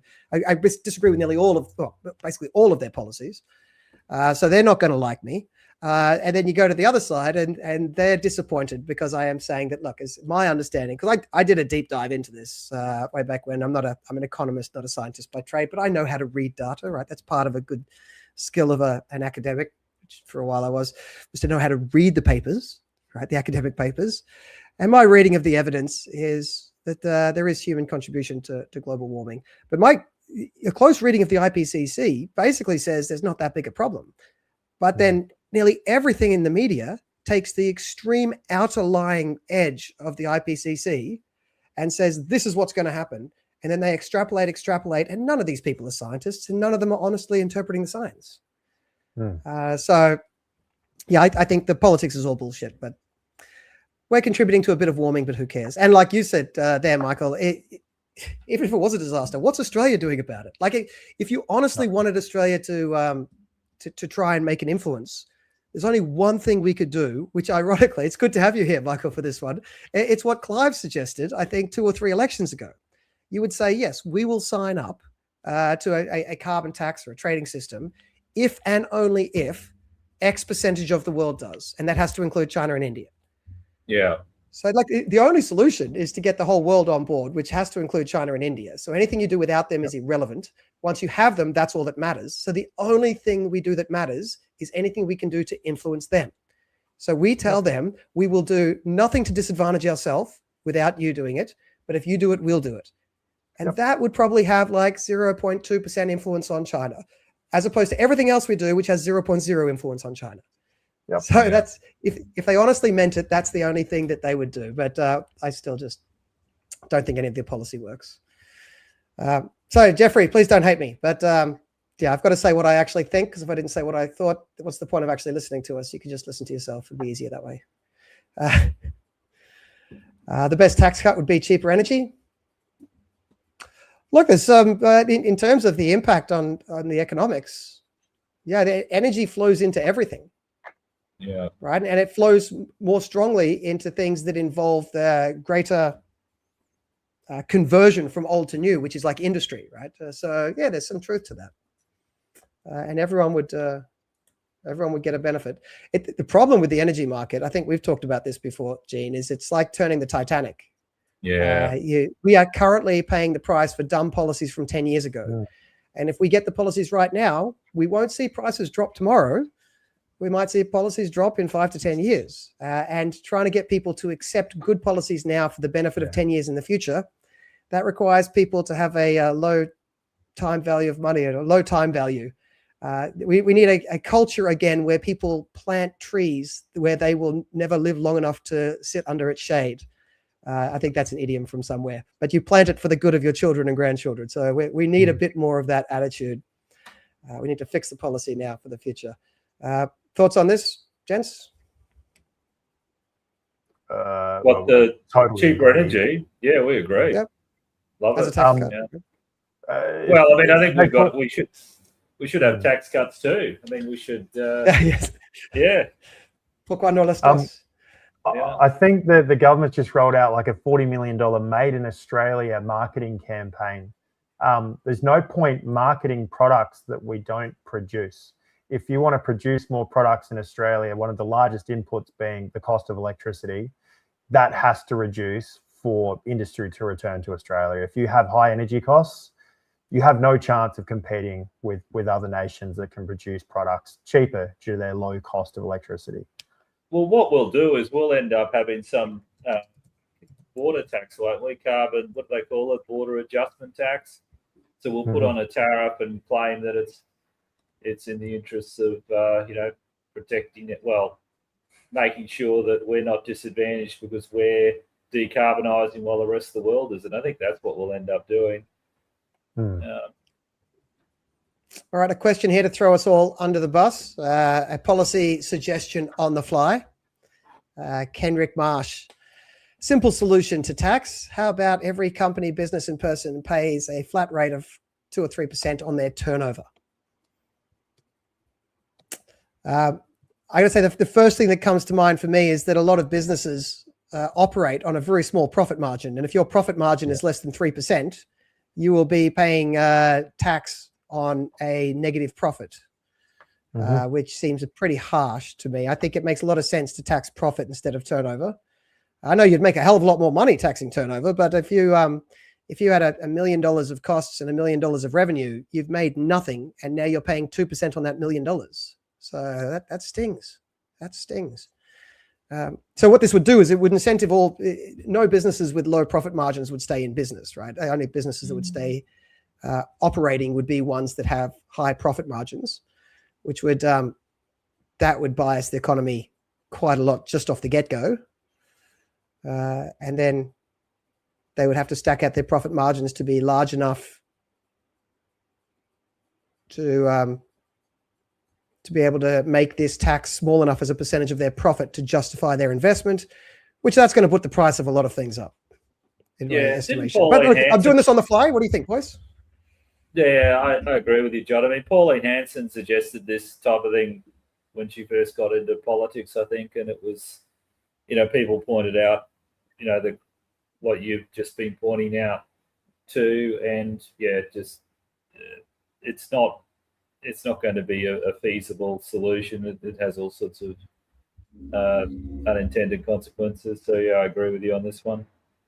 Michael, what are we missing? I agree around the consequences. My mind just goes to maybe one industry, like the big tech companies that offshore their revenue from Australia to like Ireland and those sorts of places that they're really not paying tax on revenue that is generated in Australia. I'm wondering if it's something that, I don't like new taxes, don't get me wrong, but I'm wondering whether if you were going to apply something like this, whether you would target it to maybe industries like that, which are deliberately avoiding paying tax in Australia where their revenue is generated. Like, Kenrick's not here to defend himself. Kenrick, I think that's a guy, him or herself. Kenrick, I'm going with the man.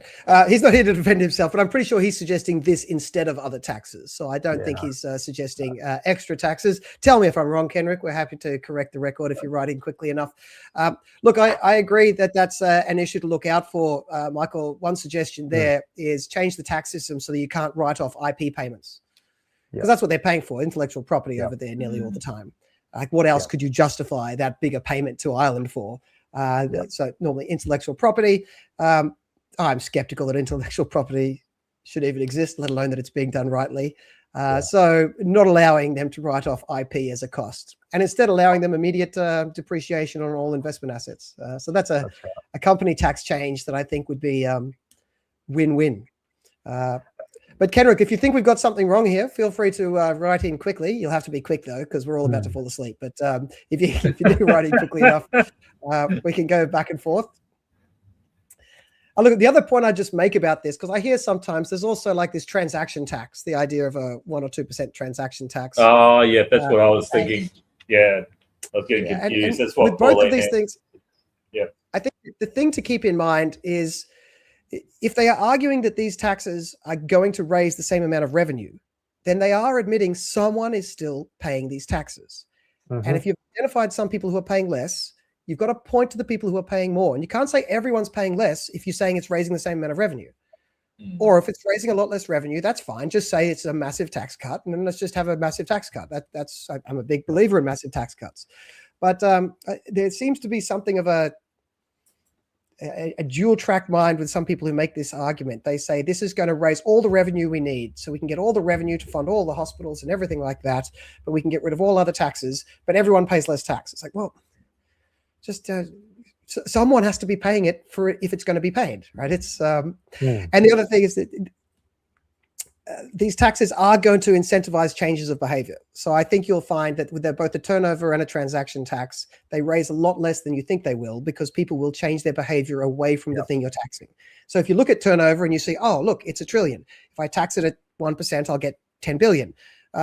Yes, that maths makes sense. but the act of taxing it will stop it being a trillion, right? The tax will have a behavioral impact. And some of these things, like with transactions especially, the transaction tax idea, would have a massive behavioral change. People would just change when they do transactions, right? Instead of buying, if they're buying nails, instead of buying nails all the time whenever you need it, $1 a nail, they'll just wait up and buy 1,000 nails for $1,000. Only one transaction, you've decreased your tax by, 999%. So it's going to have massive behavioral changes, and it won't end up raising the money you think. Look, if your goal is to starve the beast and have a massive tax cut, then great. But you can't then pretend that it raises enough money to replace other taxes. So I like the innovation. We should be thinking about innovative ways to cut or fix tax. We do need to think through all of the behavioral responses on these. Let's just check if Kenrick came back. No. I don't see it here. You've got a moment, Kenrick, because there's the last two comments before we go, unless Kenrick comes back, which I'm happy to take. One about the farms. Aussie, I've so many people suggest that I should go and watch this Clarkson's farm. I just moved on to two. Michael, you wouldn't know this about me. I just moved on to 2 acres up here in Morayfield in Queensland. Excellent. So I've been LARPing as a farmer, totally faking it, pretending, wearing the hat and going out and things with a chainsaw. I'm loving it. And anytime someone comes around and sees me pretending to be a farmer, they always say, "You should go and watch Clarkson's farm." Yeah. But this my brother and old man are farmers, so we take the kids back every year for harvest, and we go back for shearing as well. And they spend a week or two in the sheep yards and learn what real work is like. There's nothing better than your kids learning where their food comes from, and how much effort is involved. It's bloody hard work. Yeah.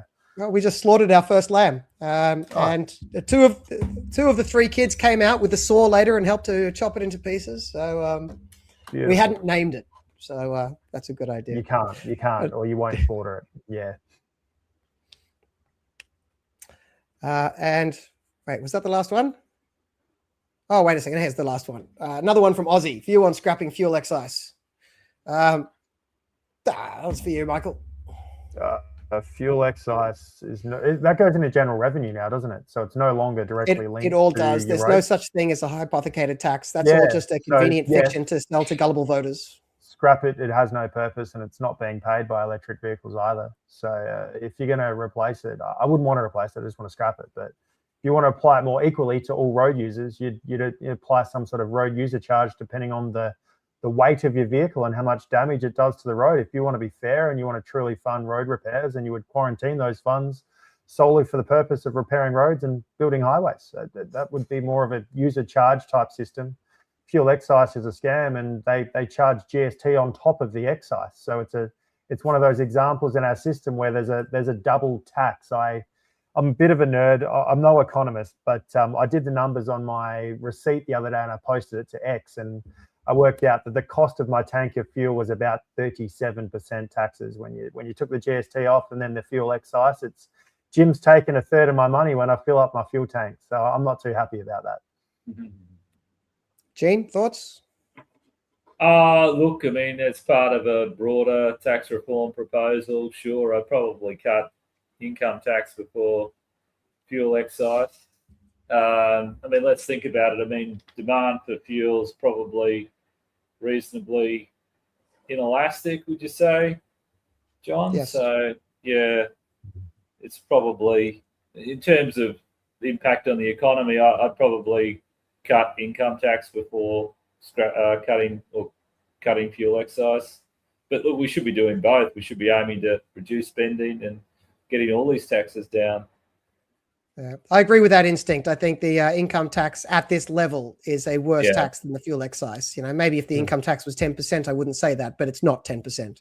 So I agree with that. Although I will go and give a third option on the table. Look, firstly, abolish all tax, fine. But that aside, if we're then talking about close to the realm of what we could do, I would say I think it was a mistake that the High Court made, ruling that state-based excise taxes were unconstitutional. Fix the Constitution, allow the states to run excises. It won't be zero, but it'll be a hell of a lot lower than what it is now.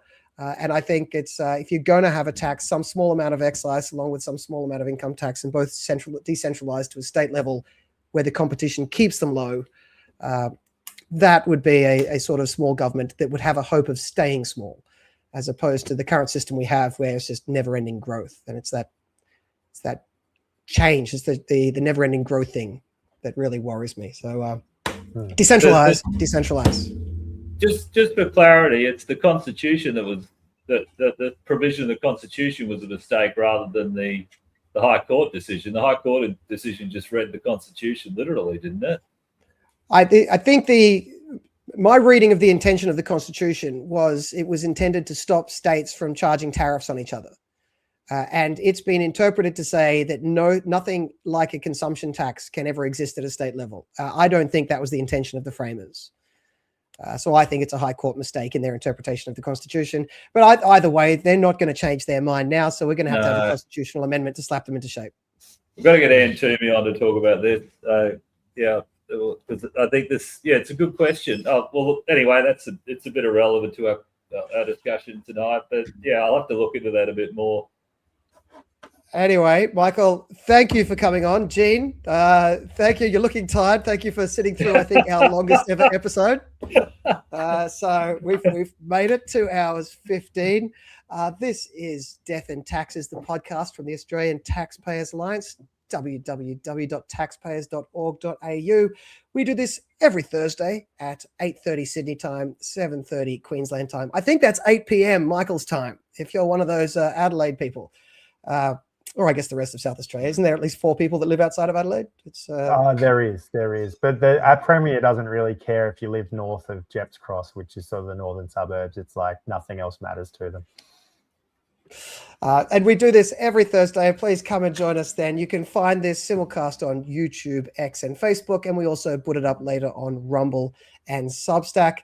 And now we put out nearly everything we do for free. But if you like what we're doing and you want to help us keep the lights on, please consider becoming a member. You can do that at the website, taxpayers.org.au, or on our Substack. We keep a bit more of the money if you do it on the website. So, do it that way. But either way, but if you can't afford that, that's fine. Just keep coming back. Please keep sharing the contact, like, share, subscribe. Michael, thank you very much for coming in. Yeah. Thanks, John. Thanks, James. It's been a pleasure. Yeah, it's been great. All right. Well, until next week then, everyone, stay safe and stay free.